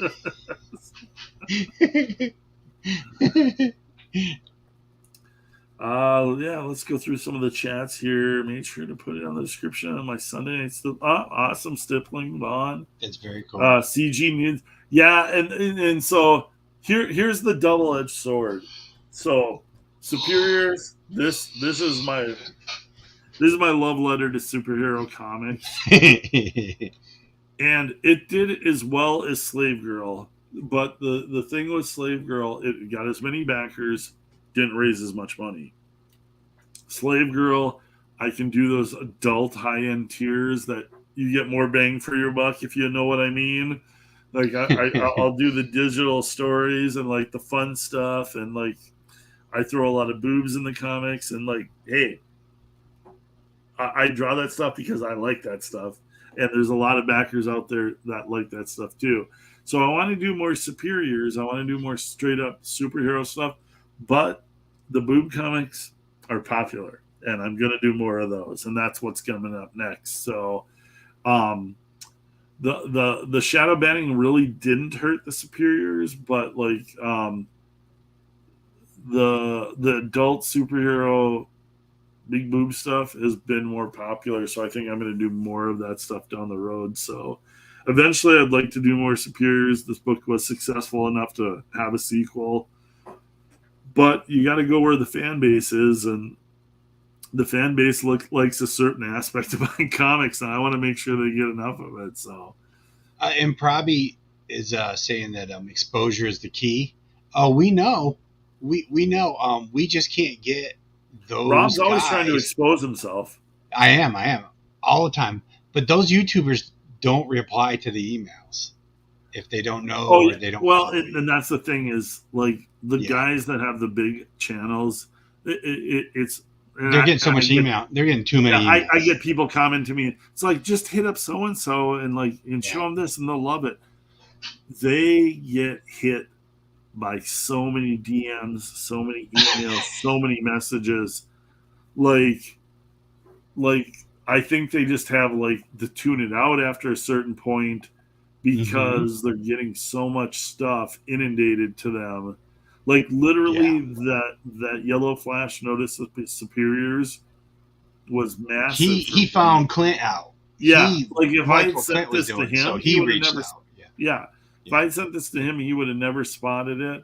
But him noticing it on Twitter, and that's why you try to get the word out on Twitter as best you can, and you want to show everybody your stuff, but like everybody's busy, everybody's Yeah. getting hit up with messages and stuff, and like everybody's trying to get up to the next level and stuff. So this is like, people are saying, well, why don't you go on so and so's show? And it's like, I never expect anybody to have me on anything. And like, I'll hit somebody up with a message or something, but Hmm. I never get offended if they never reply because I realize they're getting hit up by everybody. Everybody wants to, promote themselves, and so you have to be respectful of that. Like, never get offended like somebody doesn't get back to you on something, or it's like, just understand, like, people are busy. Like, people say to me, Yeah. oh, you should be on so and so's show. It's like, well, no. Like, if they want to have me on and they ask me or they spot me or they like something that I've done, or I send them a message and they get back to me, that's great. Yeah. But Yep. I never expect anybody to just be like, everybody's got their own things going on. So you got to be super respectful about that stuff. You can never just assume somebody should be like bend over backwards for you because, well, no, that's not Yeah. Yeah. not how it works. It's like when somebody gives you a platform or pays attention to you or gives you a shout out on Twitter or social media, be super appreciative because they do not have, and like all you guys that have given me shouts out, I am super appreciative of that. Like nobody like just like expects that to happen, so whenever that does happen, like I appreciate the hell out of it. So Yeah. It also is great reflection on the hard work that we're the books and the artwork that we're putting in. Like it is part of the marketing and the promotion of the projects, but it's also it feels cool when someone says, "Oh, dude, that drawing is awesome." You're like, "Okay, cool," because I spent a week on it, and I was, yep, we get it's really easy to get really super focused on a piece, and you get to the point where you've worked on it and you spent so much time on it, you don't really know what people are going to think about it. You're like, I hope people like this. yeah, absolutely. So it's the nature. Like I'm on Kings every night, every Monday night with Ethan, Oh, I and know, Rob. I know. but if I email him, I usually don't hear back from him because he's Yeah. a busy, Oh, busy, and busy, that's the busy thing dude. is, like, Yeah, just and to I be don't on this expect. show is a huge blessing. Because, yeah, Ethan is. I cannot even imagine how busy Ethan is on a regular day with He's how got much. two warehouses, Yeah, with two warehouses warehouses with people like shipping doing stuff stuff, constantly and then having a family and then drawing constantly and then figuring out your toys. and I YouTubing. cannot even fathom how busy he is on a regular basis. And then Hmm. people like are like, oh well, why didn't he get back to my like DM from him? Because I want to launch my book or something. It's like, no, no, no, no, no, no, no. You do a little dance when he emails you back. You like, yeah, absolutely, absolutely, Yeah, yeah. yeah, If you hear from Ethan, it's like you're kind of like a little touch on the shoulder, and you're like, yeah, yes, yeah, well, absolutely, whatever you want. But yeah, yeah, and these that's guys, this is big business, man. Like, I mean, these guys are killing it, and when John, when Malin has a promotional comic book thing, I was lucky enough to have Superiors on there. When Shane did Pimp My Comics, I was lucky enough mhm. to be on those shows. Like those guys don't need to be doing that stuff. It is No, amazing and awesome that yeah, John Malin and Shane Davis are doing those promotional things for CG. And when you can get on, like be thankful, be appreciative. Like it is a huge promotional vehicle for your comic. But those guys, like, they've got huge amounts of work that they're doing all the time. They don't need to be doing this stuff. So yeah, I'm super appreciative of those guys. Um, kind of helping out smaller creators like us. So I can't say enough about that too. Yeah, and Um, I've also learned, because I know we had some of those questions in our last show, like why aren't on pontificators? Why aren't you guys on a regular schedule? Why can't you do a project every 3 to 4 months? Because we're YouTubing. yeah, I actually I'm doing a lot less YouTubing now than I was because I realized I couldn't get any Death Raider pages done. So that's why I seriously, Clint is super fast. Can you imagine if Clint wasn't having to talk to me and he didn't have to talk on pontificators? I'd be so Clint, lonely, Rob. I'd be so lonely. Clint, but how many pages a week could you do locked in your room and Oh, you didn't have to worry about promotion and you knew that your if it was book just cranking out books, just cranking out books? How many pages a week? easily I could pencil and ink a page a day. There you go. So I could There do you go. if it was push came to shove, I could do 5 pages a week, penciled and inked. If the money was really good, I could do more than that. Yeah, like you Like if somebody you've like got checks you haven't cashed because you're so busy. yeah, like if somebody And made it worth my while, and like I need like like I could do more than that, and maybe some of the like detail it would come to how much and then it starts push comes to shove, and it's like, am I losing detail, losing like some of the quality of the page? But like, yeah, I could get through some pages if I really really had to, but So I you guys prefer hear you hear that, folks? If we can get 100,000 downloads out of Death Raider, Clint will do 2 pages of pencils a day, and I will ink those, and he'll oh, get less detailed in the pencils, and I'll get more detailed in the inks.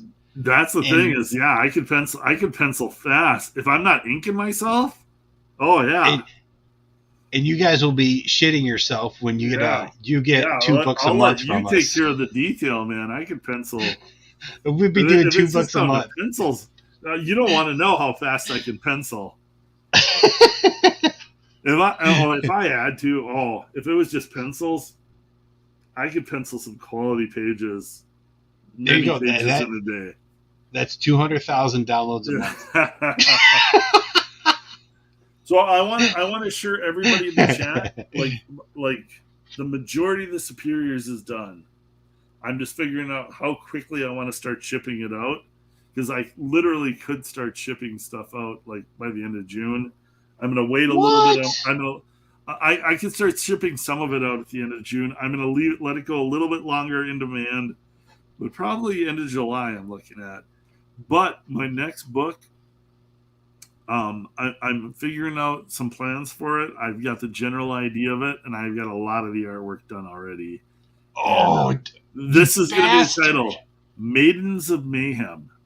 Maidens of Ooh. Mayhem is going to be the next book. It's going to be an anthology book. It's going to be 3 stories.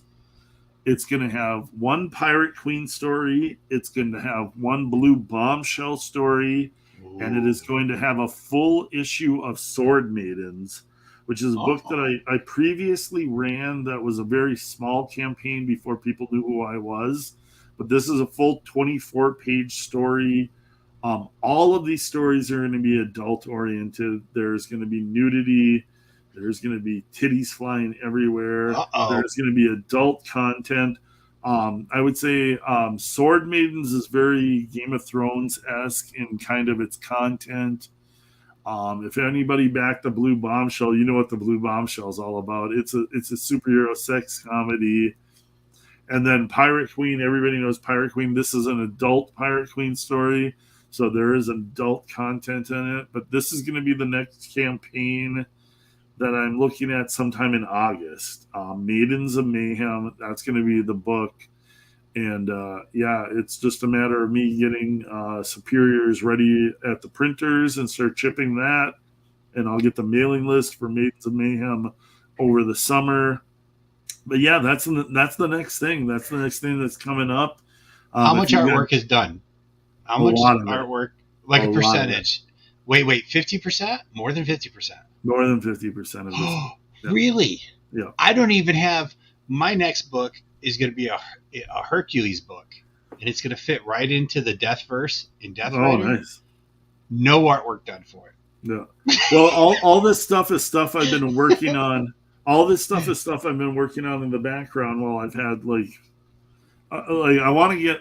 I'm trying to get 100% completely ahead of myself, so that the money that I bring in on one campaign, it's not for that campaign. It's for the next campaign. It's for the next thing. So I don't ever want people to think oh, you're raising money for this book, but you already have all the artwork done. It's always for the next thing. All this money is going into the next book and what I want to do. And I've just got a ton of characters, a ton of stories. There's always more fun stuff. So I just want to kind of keep creating.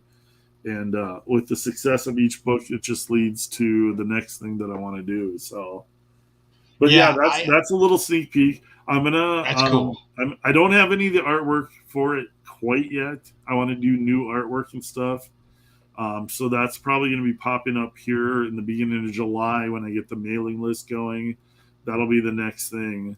But that's a little sneak peek into the future is Maidens of Mayhem.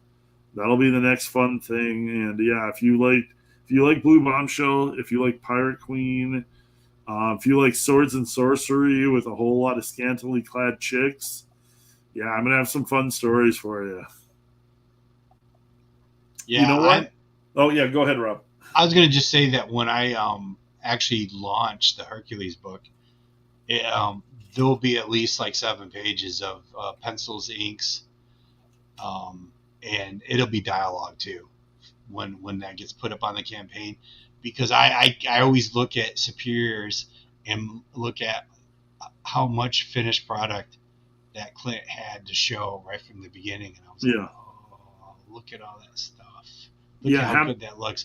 To know exactly have a really good feel for what the book is going to be. Having a couple of pages finished. I mean, you don't have to do that, but it does give backers just a little bit more, a little bit more story and everything. So I do recommend that. I like the method better.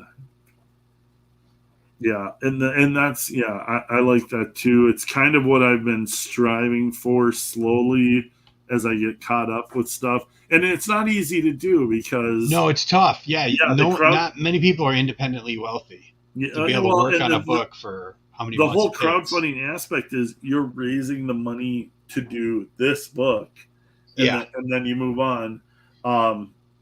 My speed as an artist, and literally there's books, I've done it all. I've done the coloring, I've done the lettering. No, seriously, I don't. Oh, I'm laughing at Eric's. Is Hercules.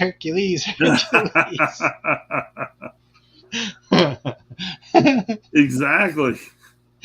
We all love Hercules. Wait till you see my version of Hercules. I want to see that. Remember, Death Raider is a good guy. So think of what my Hercules is going to be. Oh, so is this the spin-off character, or is this just a character from the spin-off?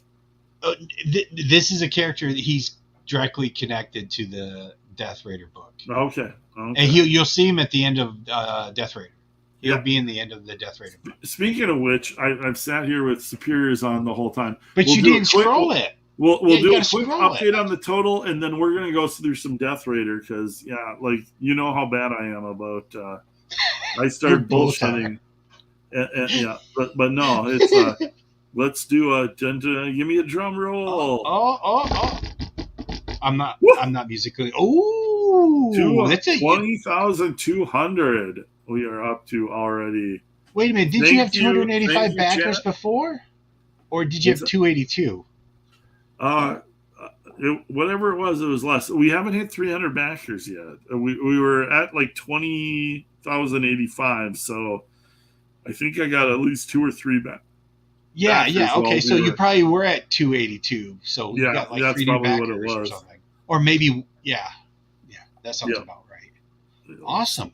I did. I think Randy even said, "Hey Rob, didn't you get a new backer today?" And I did. I did get a new backer today. Nice. And it was the first new backer in like a while. Mm-hmm. So like in like weeks. So it was very exciting. Well, it's I also had a digital backer. Go in demand. Yeah. Yep. But Death Raider graphic novel by Rob Hunter right here. There's the son of a bitch. That character is such a son of a bitch too. Every time I'm working on him, it makes me kind of angry and scared. But he's so awesome looking. You know, I'm still wondering about his hood because sometimes when I look at the angles, it makes it look too much like the what is it, the Chanel C's?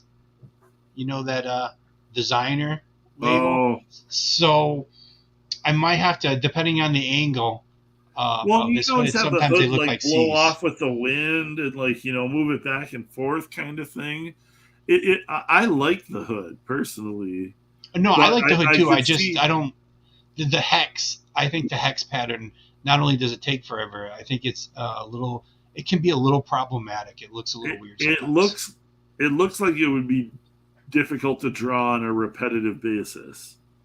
It's funny how once you get used to it though, it's not that hard. Well, you get do it with a brush. Short hand for it, kind of. Yeah, you do. Yep. Because it ends up being kind of just a pattern. It's just another pattern like making brush lines. But I don't mind the hood. I think the hood looks cool. I think that looks really freaking cool. Did you see my latest double pager? I saw the one you showed on the Pontificators with was it the ladies dancing? Is that on here? No, it's not on here. It's funny. I put it up. It's all over Twitter, but I forgot to. I don't even have it on this computer. Oh, here, I bet you I can pull it up on Twitter here. I could pull it up. Oh, I could probably pull it down from Twitter too, huh? I bet you I can find it real quick here.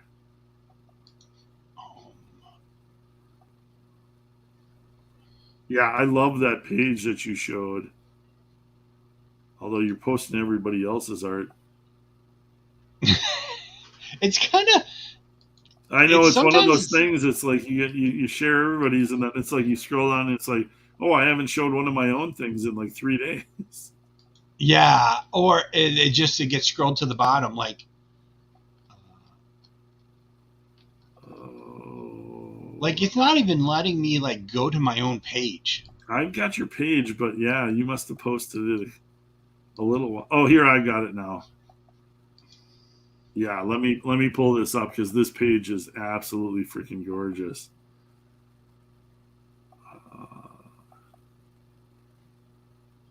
So Randy says it was at 282. Yeah, 285 then. So you did get 3 new backers. That's fantastic. See, Randy knows. Randy keeps track. He's good with numbers. These guys do a better job of running the show than we do. Thank God they're here. Mm-hmm. Me and Rob are just babbling. Like the chat keeps us on track here. So here, I should be able to. Oh, see, look what I can do with the touchscreen, Rob. Oh, look at that! And like this is great because look at the freaking detail. And those are the cyborgs. Those are the cyborgs. They're like the arch nemesis for Death Raider, especially the chick. She is his. If he's the yin, she's the yang. Okay. So. Yeah, but look, I mean, just insane amount of detail on these characters. Look at the backgrounds and everything. Like, Rob, you're going insane on the detail on these pages, man. I'm retarded. Yeah. I can't even imagine attempting some of the stuff you're doing on these pages. Well, it sounds ass backward, but my business model from the beginning was I'm doing so many things for the first time. Yeah. That I'm hoping people will, embrace me. But at the It'll same grab their time, attention with what you're yeah, doing. Yeah. yeah, but at the same time, I know that probably the art sales will make more Oh than yeah. the campaign. So I've known that from the very beginning, and because the campaign is like at like 17K, it makes me want to put even more Yeah. detail into the artwork, so that so that I can just see the whole thing as one big. Oh yeah, oh the campaign did this, but then Yeah. I ended up doing X with art sales, so Yeah. it's all the same thing. It doesn't Yeah, and matter. that's the thing is like these original pages are gonna be so gorgeous. They're gonna like shoot like you're gonna be selling these like hotcakes. So literally, yeah, your art sales are gonna double what your campaign did just because these pages are so insane. So Yeah, yeah, so that's been the plan where they subsidize the entire yeah, project. So and they're not all double page spreads. This is because they're like, oh, we're in space. What the fuck? Someone even asked, they're like, why do the guys all look pussified compared to the chick? And I'm like, because she knew they were in space and they had no fucking clue. And there's reasons. There's a story. There's actually a story yeah. behind it. So there's reasons. Yeah, everything Like will be explained when you read it. Exactly. You have to buy the comic. I've got I've got I don't even. It's not a terrible. It's not a bad story, but it's just like Uh-oh, here we go. you've got to read the comics. So Yeah. I got a note back from a slave girl backer, and I get this, but like you get your books and you don't always just crack into them and read them. Like a lot of people, like they've got their reading stack, and so he was upset that he had backed both cover A and cover B of Slave Girl, but Mm-hmm. instead he got cover A of Slave Girl, and he got the Superiors comic, which he hadn't even backed yet, and he didn't understand what was going on. And I'm like, Oh, you well, just mixed up? I know you didn't get the Superiors comic because I haven't even sent them the printer yet. No, but I did put an ad for this. Like this is what I do. I put ads, Oh, that's a full great cover idea. ads on the back of my comics for my next project. Yeah. And when I had put it in the backer board, I had put it facing cover down just so it'd be protected, the bubble wrap and whatever.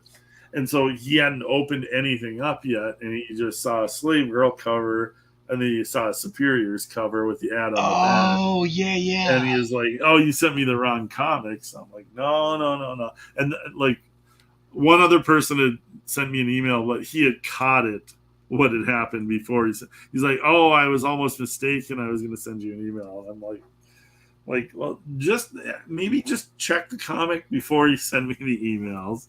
Mm-hmm. Take it out of the bag and give it a look. But That's a great idea. I didn't think about that. That would be really cool yeah, to that's what send I out. do Make constantly. do a Hercules mini poster that I send with the Death Raider book when it ships. Oh, got the That would yellow be flash cover. Wow, that's that would be awesome, super cool. Brian. And I think Randy was. Is there another? Nice. Yeah, and Oh that's yeah. a cool retro cover too. The yellow flash cover is a cool retro Oh cover. yeah, yeah. That was kind of fun to work on. So, well, here, let Hey, me. Jolly Green, were you on that broke me hashtag? I thought I replied on his, but I wasn't sure. Jolly Green, the Twitter, because he called them a bunch of pussies or something. Jolly Green. Oh, I I saw think Jolly so. Green getting into it with some. Was it? Oh yeah, somebody thought he was Dale, Oh and yeah, that was a while ago. Yeah, that yeah, wasn't that Mark like he was Brooks. getting into it with Mark Brooks. Yeah, That's who it was. yeah. Yeah, Mark Brooks. Mark Brooks doesn't. Mark Brooks doesn't come across as a very balanced No, individual. they were all broke communists. Bro, communist is that is like boom, nail on the head. Did somebody say that in the chat, or is that you? See, no. Jolly said that. Jolly Green said that. Hey, I'm Okay, broke. I'm just not a communist. they are literally, I'm a dude. libertarian. Yeah, they are all broke communists. They sit and bitch about America when America has like been the only working country with freedom for the last 200 years, but they sit and think their communism will be better. Marcus, Fuck them if you all. think Hawkman's wings are a pain in the ass, then you've got to do more rendering and less feather drawing, because you'll realize that the coolest image on your piece is Hawkman's wings if you do it right. Oh yeah, Because there's a trick when I work, to doing all the line mm-hmm, work up from the bottom of the feather of each of the feathers, mm-hmm, and then the row, and then do yep, a little bit of line work down from the top of the whatever that wing thing is called. You do it yeah, right, it yeah, looks gorgeous. yeah. Because I did Green Arrow with uh, Freddie. Oh, now I'm blanking on his last name. But Hawkman was in a he had a guest appearance in one of the issues, and those pages were the coolest, and those were the pages that sold first.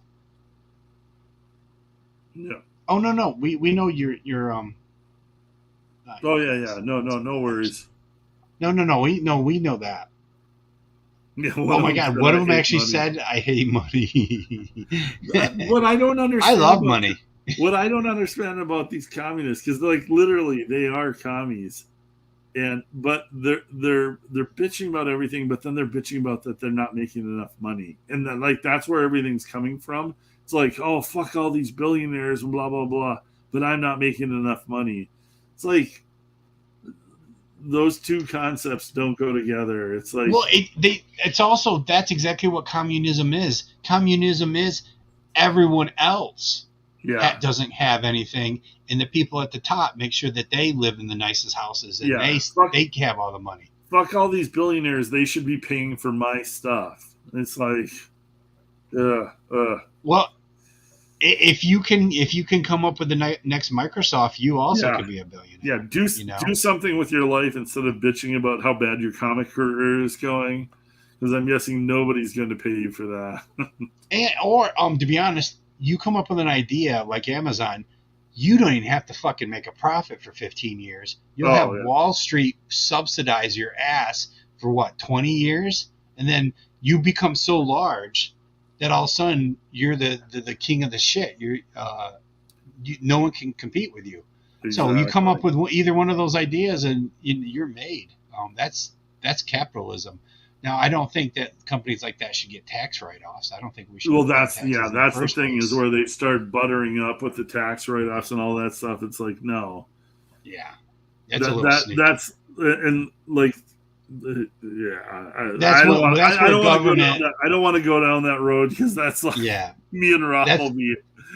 We won't talk about Death Raider nearly enough if we go down that road. That T-shirt you can't see. It actually says it's time to fuck shit up around the hats. I love it. So yeah, no, like the T-shirt is epic. I love that design. Yeah, it is time to fuck shit up. It's time to fuck shit up. So, but yeah, the hats. On all these, the amount it looks of cool detail, there. The amount of detail you're putting on these pages is just insane, Rob. Dude, I appreciate that, man. I'm trying. You're killing it. Like this book is going to be one of the best looking CG books that's come out in a while. I love this panel. I love these mercs here. Like, see the asshole with the hipster goatee and mustache. Yeah. You know why I gave that to him? Because he's fucking dying anyway. So he can look like a broke communist. Yeah, exactly. He's gonna eat it right. He's gonna eat it right away. Yeah. He doesn't make it to the middle of the book. So. I love the lighting on this panel so freaking much, man. Dude, the blacks in the foreground, and then the first guy going into the long weeds, and then the bright light in the center and everything. Dude, you're doing just such amazing work on this stuff. Thank you, dude. Thank you. And Pixel won't be coloring most of the interior, but he kicked ass on the stuff that he did color. So, yeah, well, yeah, like and the thing is covers more than interior. Like with all of the black and white line work and detail stuff you've done, like it's better off in black and white. But if you're doing coloring, like it's a super light touch on this. Like Yeah, yep. your line work does not need much for coloring. If you had somebody come in there and like go all gonzo trying to like, oh yeah, look at me, I'm the best colorist ever, and it's like I would rather just sit and look at this book in black and white, just with all the tones and all the line work and all the detail you put in. If it wasn't in the Indiegogo description, I had actually talked to a few people. Like they looked at it and they're like, "Well, it's got to be it's got to be color because Right. it's Just the because campaign." you listed it, yeah. But the artwork you're doing, it probably should have been black and white from the beginning. Oh yeah, like So, this page right here, like this page doesn't need color. Like the gray tones you put in, yeah, like yeah, I love this page so much. I love that. I love particularly that panel right oh, there is a why? Thank really you. good panel. Yeah. And this Oh, character is your main female lead. yeah. That's Anna, and that's her. She gets an alert, and she's just hurrying up and trying to get dressed Yeah. because casualties have come in to the hospital. Okay. And, yeah. she's got to go. I'm a She's fan got to of go hers. check up on her guys. Yeah, I would like to check up on her. But yeah, I'm a fan.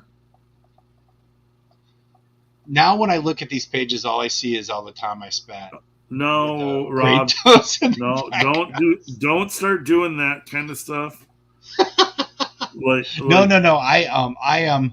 Well, like I said, a big part of the business model is the artwork. So I'm not gonna all of a sudden just pull back. I think I put more detail in certain places. Yeah.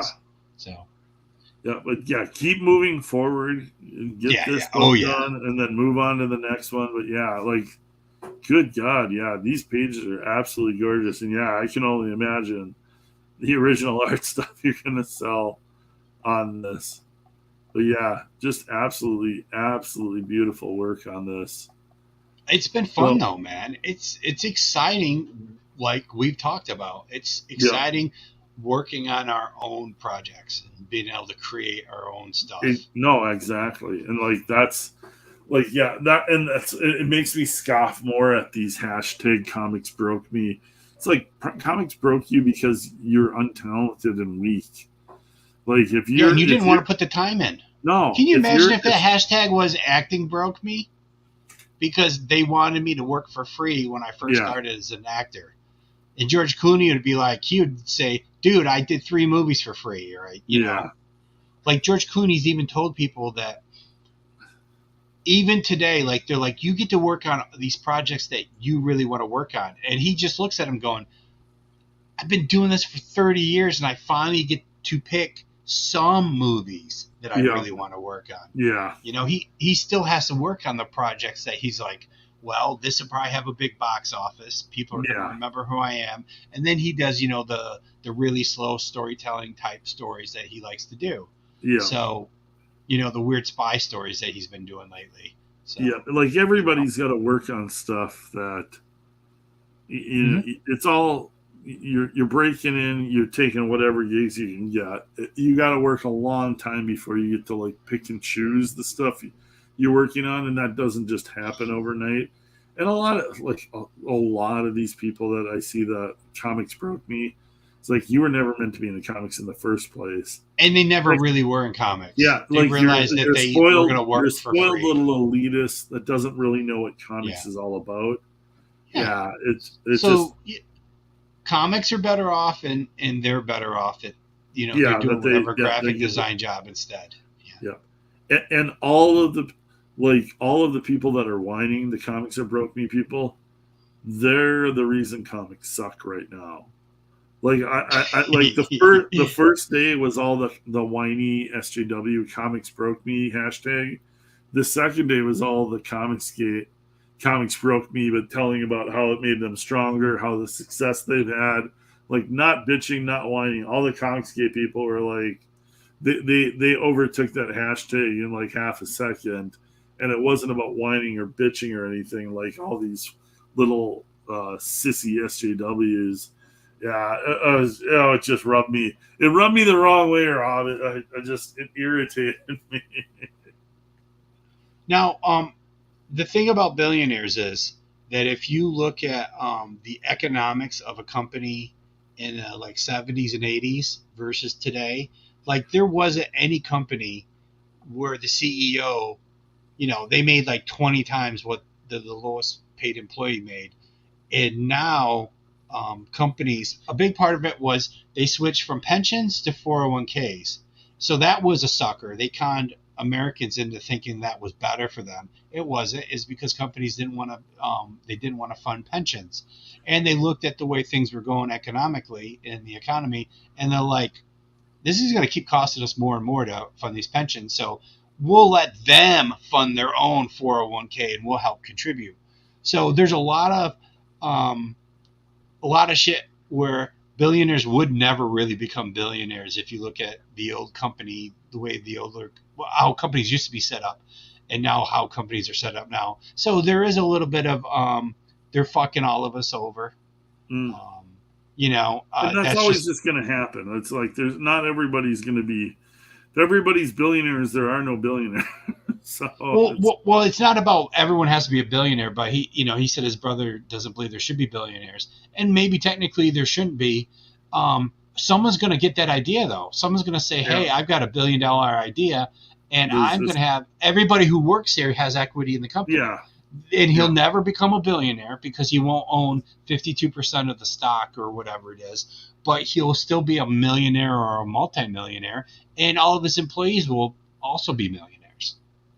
So Eric brought up the Tumblr zealot compared to the Jim Lee zealot from Wildcats, and I saw I saw this poster on too. I'm not going to try and chase it down on Twitter, but you can all imagine it was some god awful, plain ass, boring version of Zealot versus like the immaculate, gorgeous Jim Lee drawing, and all of these little whatever you want to call them, the SJWs are like, oh, this plain ass drawing is so much better than this sexed up, blah blah blah, and it's like that's the mentality that's been bred into them. They and it's not even. I don't even think they believe it anymore. It's almost like that cult. Like we need to tear down the past. Like this agenda that we're pushing forward now is the most important thing. There's no uniqueness of thought. It's just being part of that cult of like whatever they're pushing now. You see it in the commercials. You see it in all this woke bullshit, and it's like all of these kids are sucked into it.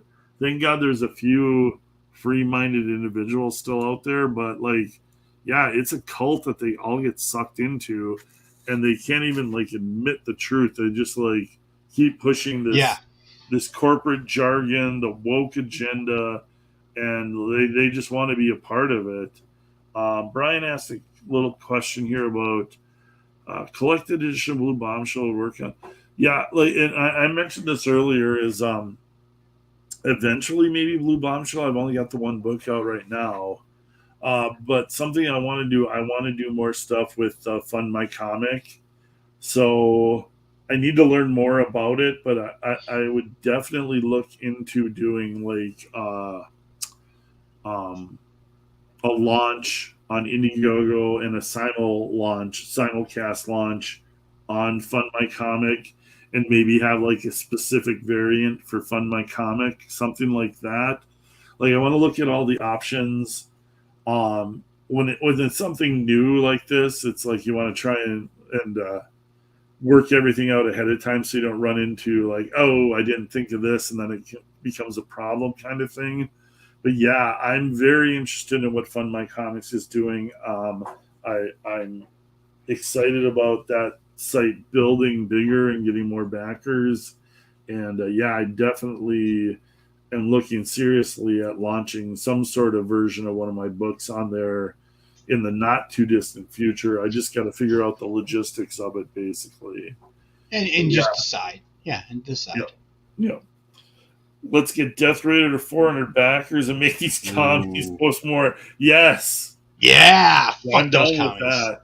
Like, Yeah, screw those damn commies. make Yeah. the SJWs cry and hashtag fuck the commies. Fuck that shit up. Yeah. Every hashtag comics brought me tweet put. I'm improv. I am right there with you. Like literally, it's like these guys are putting out their sob stories about how crappy their lives are, and it's like, yeah, I'm gonna laugh at you because that's pathetic. Like you could do anything, but you're choosing to just be a loser, and Yeah. then complain to the entire internet about how big a loser you are. And it's like, suck it up, pull your pants up, go do something with your life. Maybe comics isn't for everybody. If you're not succeeding in comics, you should probably move on. If it broke you, like move on to something that's not going to break you. Like Yeah. Starbucks is hiring. You could be one of those. What do they call those people that hand out the? Oh yeah. What's the word for it? There's a word for it. They're like Yeah. super nose in the air. They got the attitude because they work at Starbucks. A barista. Yes. Barista. Yeah. Like every one of these pretentious d-bags that the hashtag comics broke me. I see them as like a Starbucks barista, like that type of like they've got a pretentious attitude about handing out coffee to people. And like, honestly, what's wrong with being broken? I would admit that comics break the shit out of me every day. Comics is a tough line of business. It makes me edgier. It makes me angrier. I would have never created Death Raider if fucking things were moving along super smooth. Yeah. And if it broke you, you just get back up and glue your pieces back together. Like the whole hashtag comics broke me is like these people are broken and they can't get up. They can't do anything else. Like they've been. It's like hashtag defeated. Like hashtag so fragile. That's what it feels like. Hashtag I'm fragile. I've been defeated. Everybody feel bad for me. Mm-hmm. And come give me the little pat on the back and support. It's like, God damn, just generation of pussies. Dude, well, wait till universal income shows up. Oh, I don't. When universal income shows up, wait till you see all the people that will do nothing. All the commies are coming out of the woodwork for that shit, man. Dude, they'll do absolutely nothing. And at first they'll think it's the greatest thing until they get moved into government housing. What we had 2 years of it, and nobody wanted to come back and work at restaurants anymore with the Biden money. Okay, I will. The one defense I'll have for that is you can see how many small businesses in America from the 70s to 2020s were built up on pretty much volunteer slave wages, where you had to work 2 to 3 jobs because they paid jack shit. Right. And then all of a sudden because Congress is so clueless, they give everybody like $600 a week. And they didn't realize people weren't making $600 a week because they're a bunch of old, rich, clueless assholes. And all of a sudden people realize like, wait, is this what I should be making? Should I be making unemployment and then the government subsidy? Am I supposed to be making $800 a week? And all those and then all the restaurants and all those small businesses, they had to up their pay. Yeah. And then now they can't make a profit. And it's not a lot of this isn't because of lazy people. And it's not because people are dumb and they couldn't get any other. Not every human is designed to be the top 10%. Because if everybody could be the top 10%, then everyone's you're not top 10%. There's a lot of people that what they are very good at is coming to work on time, doing their job, and going home. And that's what factory work used to be. We don't have factories anymore. So it's this whole what's happened in the last 2 years is more telling about how we've lost manufacturing and how we've lost the value of the dollar. Because you used to be able to do it in the 60s. You could have a used car, you could have an apartment, and you could live by yourself, working 22 hours a week. Part-time job. Yeah. Dude, try that today. Yeah. With rent is $1,200 a month for a studio apartment. The thing is rent, and It's because the dollar is nothing. Yeah. The government and all the military and all the pet projects that they pissed away on the dollar, it's worth nothing. But they still expected people to run a fryer at McDonald's for nothing. Yeah. And McDonald's built up paying people less and less each year because there's less and less value in the dollar. Yeah. And all of a sudden people look just at it and it's like $17 an hour to start at McDonald's, and it's like and it sounds like a lot.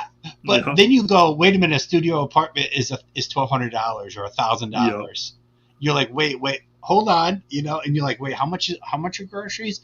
I remember what I had in my cart used to be $60, and now I walk out and it's $150. Oh yeah, groceries. You're just like, are you fucking kidding me, dude? Yeah.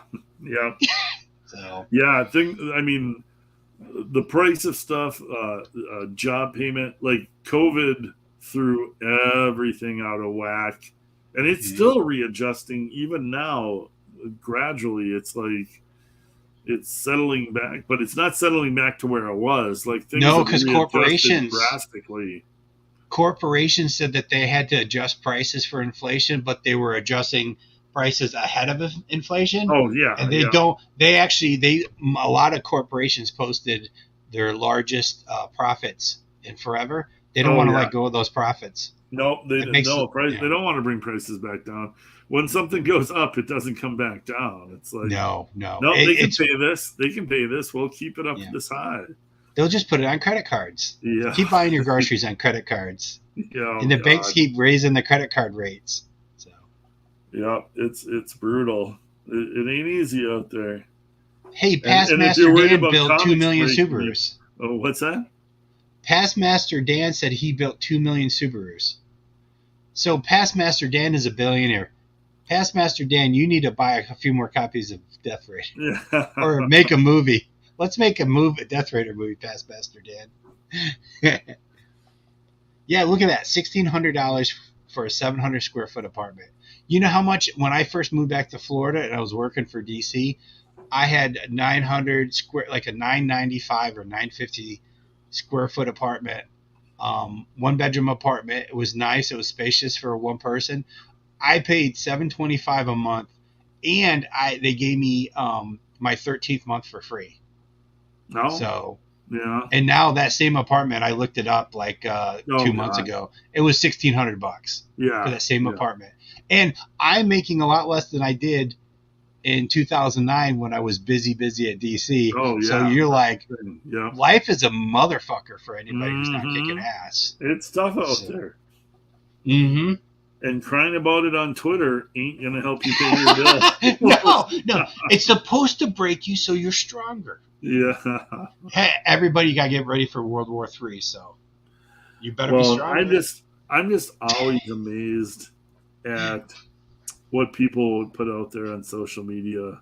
Literally, it was 2 comic pro writers going back and forth whining about how bad they got it. And I'm like, literally, I know both of you guys to some extent. I know what you've worked on. You've been working as pro comic book writers for probably the last 15 to 20 years, making probably pretty damn good money. You're still like well-known guys. And they're and what they're just making in crying about how bad they got it, how rough they've got it. Yeah. And I'm like, go work a fucking real job where your boss is breathing down your neck. And it's like, or, like there's like hard jobs out there that people are doing to make a living for themselves. And these whiny little bitches are crying about how bad they've got it writing comics. And I'm like, oh, I don't have the patience. I knew I was going to bitch about it. I'm not going to mention any names, but good God, man. Clint, I have a question for you. Do you suspect that both those writers also write for other things? And they're just complaining about what they get paid in comics. Oh, but they probably make bank doing other things. I know they write for other things. I know they have other income revenues. Yeah. So they're just complaining about the comics. They're just complaining about why comics doesn't treat them better. It's literally, I think I should be a bigger star. Like I'm a super talented guy. I like it's the whole jealousy thing. You know, jealousy runs rampant through freelancers, artists, and writers both. It's like, why is that guy getting this gig? You know, why has he got a better page rate than me? It runs rampant through comics. Like this was literally these two guys like patting each other on the backs. Like we should both be bigger, right? You know, superstar comic creators. It's like we've been writing comics and we keep getting gigs, but why am I not the big star? It literally reeked of that, and it's just like I can't believe you're an adult person that puts that out on the internet because it's so transparent about like what you're saying. Well, whenever I go to bed, as my head hits the pillow, I always go, "Why don't I have superpowers?" And then my little voice tells me, "Because you'd be a supervillain, Rob. You would be a blight on society." When my head hits the pillow, when my head hits the pillow, I think about all the TikTok girls that I'm going to wake up next to. But that's well, that's a perk of being a supervillain. The ladies like the bad boys. Clay, don't you want to be Dr. Doom? Who said I was a supervillain? No. Would you rather be Dr. Doom or Spider-Man? That took too long. I wouldn't want to be either. I want to be Superman. I always want to be Superman. Well, that wasn't a choice. The choices were Spider-Man or Dr. Doom. The Spider-Man, because Spider-Man has an actual natural powers. Doom relies on his armor. No. He also is a sorcerer. No, he's got magic too. No, I'd go Spider-Man. I'd go Dr. Doom. The physical strength and ability, I'd go Spider-Man. Dude, sorcerer. You know that he's not aging. Dr. Doom he's true. Living forever. But he's not as good as Doctor Strange, so how good of a sorcerer is he really? Like what? Well, he can light some candles at a kid's birthday party. You know, that's the writer's fault once again. Where the writers only define Doctor Doom by whatever shitty plot they've come up with. Sometimes it's the armor, sometimes it's the magic. It's whatever is the easiest. Especially the 80s and 90s, like you could kind of fit Doom into whatever kind of story you needed. Like there were some terrible Doctor Doom stories where he had no business being there, and he was like all of a sudden way weaker than he was in a different issue that you'd seen. My favorite all-time Doctor Doom is Iron Man 150. Where Doom and Tony Stark get sent back into King Arthur's medieval kingdom, and they're both in their armor through. I think it was like Doom's got one of those time travel platforms that Reed Richards would have. I don't think I ever read that. Oh, it's an epic version. It's drawn by old school John Romita Jr., which is my favorite John Romita Jr. when he was drawing like Spider-Man in the 80s. It was his Iron Man run. And I thought Did you like Junior's Iron Man run when he came back to Iron Man? He didn't do it for long. I like when I like his newer style where it's that big blocky more. I like it okay. I really liked his old school like early to mid 80s. When he did the long run in Spider-Man, when it was more just like a traditional look that he did before he developed his style, and I don't think I ever saw that. Yeah, I never saw that stuff. Yeah, it was really good. It's a really cool, well-written story.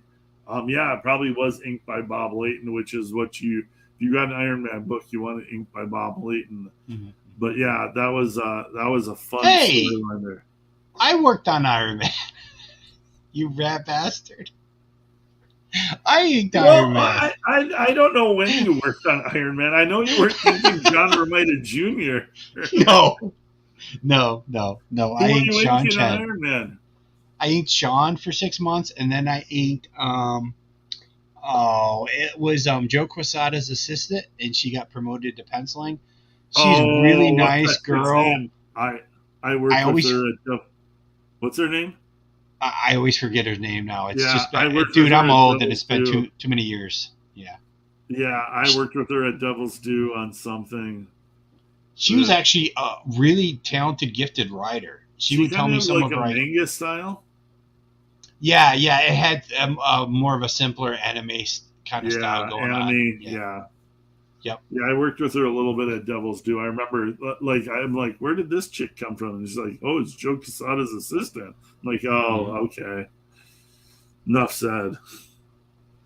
Yeah, there's certain things she was doing well and certain things that she was still working on, and I thought and what Joe Quesada didn't like was me trying to make her edgy, and he wanted her to develop her own style, not have me give her a style.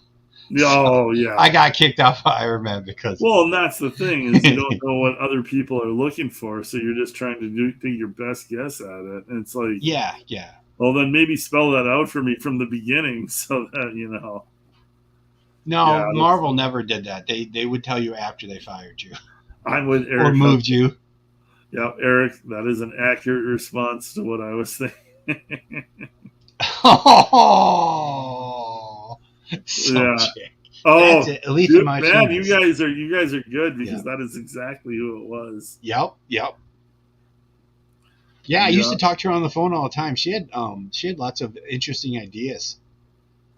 So She had a really good opportunity. I don't know what she ever made of it. Well, she was also a super talented painter. So she was one of those artists who had lots of different options. She just happened to like comics. So I think she's probably one of, I don't know where she went, but she might have went into a different venue that was more Yeah, like this was fun. Yeah. This was okay. This isn't, it she seemed like she was sitting on a lot of opportunities that a lot of other artists would have like killed for. Like she told me some of her offers that she had been given for painting very specific paintings. Oh. And I told her, what the F are you doing in comics? Yeah. And that's the thing. I was like, then go do those. Get out of comics right now. You just like some people just get better opportunities for whatever reason. They just have that. They have that extra. They have that X factor. And that was the vibe I got about her the whole time. Is like she's getting a bunch of opportunities. I wasn't blown away by her art by any means. She was solid, whatever. Yeah. I was hearing like what like stuff she was doing, and I'm like, man. She's got a lot. Why aren't you doing that other stuff, lady? That's what I used to tell her that all the time. Yeah, so yeah, I wasn't crazy about her work either, Mark. So I was right there with you. But yeah, it doesn't necessarily always matter what your work is. Sometimes people get better opportunities or however that works out. But that's comics for you. But you know what? I'm not gonna let it break me. Oh, it already broke me. I'm broken, but that's perfect. Rob is broken. I'm broken to the core, but we're going on 2.5 hours here. I think it's time. Yeah, that's a pretty good night. Well, let's take one quick last look. I don't know if we've. It's the closeout. We got to see Superiors again. Yeah, we got to see Spears one last time. I don't know if we've actually gotten any backers, but it doesn't really matter. It's been. You got to at least share the feature. It's been an absolutely awesome closeout night for Superiors. And let me pull it up here. We'll take. Is that it? Oh, no, that's not it. There it is.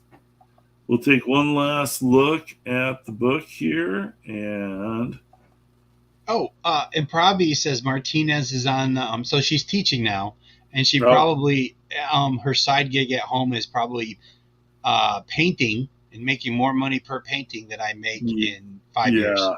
So, she seemed like she was doing. I mean, this was a while ago. Yeah. Oh yeah, School of Visual Arts. Yeah. So yeah, she's doing just fine for herself. So that was the anti Smith. Wait, what? I'm not sure. Why am I the anti-Andy Smith? Because Andy is not broken and I am? Yeah. You can't break Andy. Oh, no, you can't. You can't break Andy. Andy is a ray of positivity, which, we did hit another back. Yeah, you got 2 more. We were at 285, dude. Oh, yeah. Yeah, so check it out. Yeah, so Yep. So Superiors is closing tonight about 2 a.m. Central Time, midnight West Coast. We just hit a couple more backers. We have cleared 20,000 by a good margin now. I appreciate. Fantastic. Yep, I appreciate all you guys for being in the chat tonight for the closeout show. It is always a great time having you guys in here. Love bullshitting with Rob all night. Rob has hair. There you go. Oh, that's a cheap shot at Andy. Hey, I'm shattered, and that's where I get my sharp edges, which is Exactly. perfect for Rob comics. is all sharp edges. It's I'm all hard to hug them, but you still want to. I'm all sharp edges. I'm like a Oh, broken bag of glass. He's as cuddly as a porcupine, folks. That's perfect. Yeah. But yeah, great night. Thank you, chat, for being here. Thank you, Rob. Love doing this show with you, man. It is always a good time. We don't ever have topics because we never can stick to anything. We just ramble on endlessly, and we appreciate you guys rambling on with us. Thank you guys for backing Superiors. If you haven't, go back Death Raider, man. It is an awesome book. Want to definitely get the word out on that. Appreciate you guys promoting the hell out of Superiors during the campaign, and thanks everybody for being here. And we're gonna shut her down for Sunday night, and look forward to seeing you guys all on Twitter. If you haven't been here before, or you're catching this on the rewind, if you can hit the like and if you can hit the subscribe. I want to keep getting my subscriber numbers up. I always forget to mention this, but yeah, if you can subscribe to my channel and want to build this channel up as much as we can in Comicsgate. So thank you, Jolly Green. Thank you, Brian. Thank you, Randy. Thank you, Marcus. Thank you, Eric. Thank all you guys in the chat. And everybody have a great Sunday night. And we are out of here. Second end button. It's always that second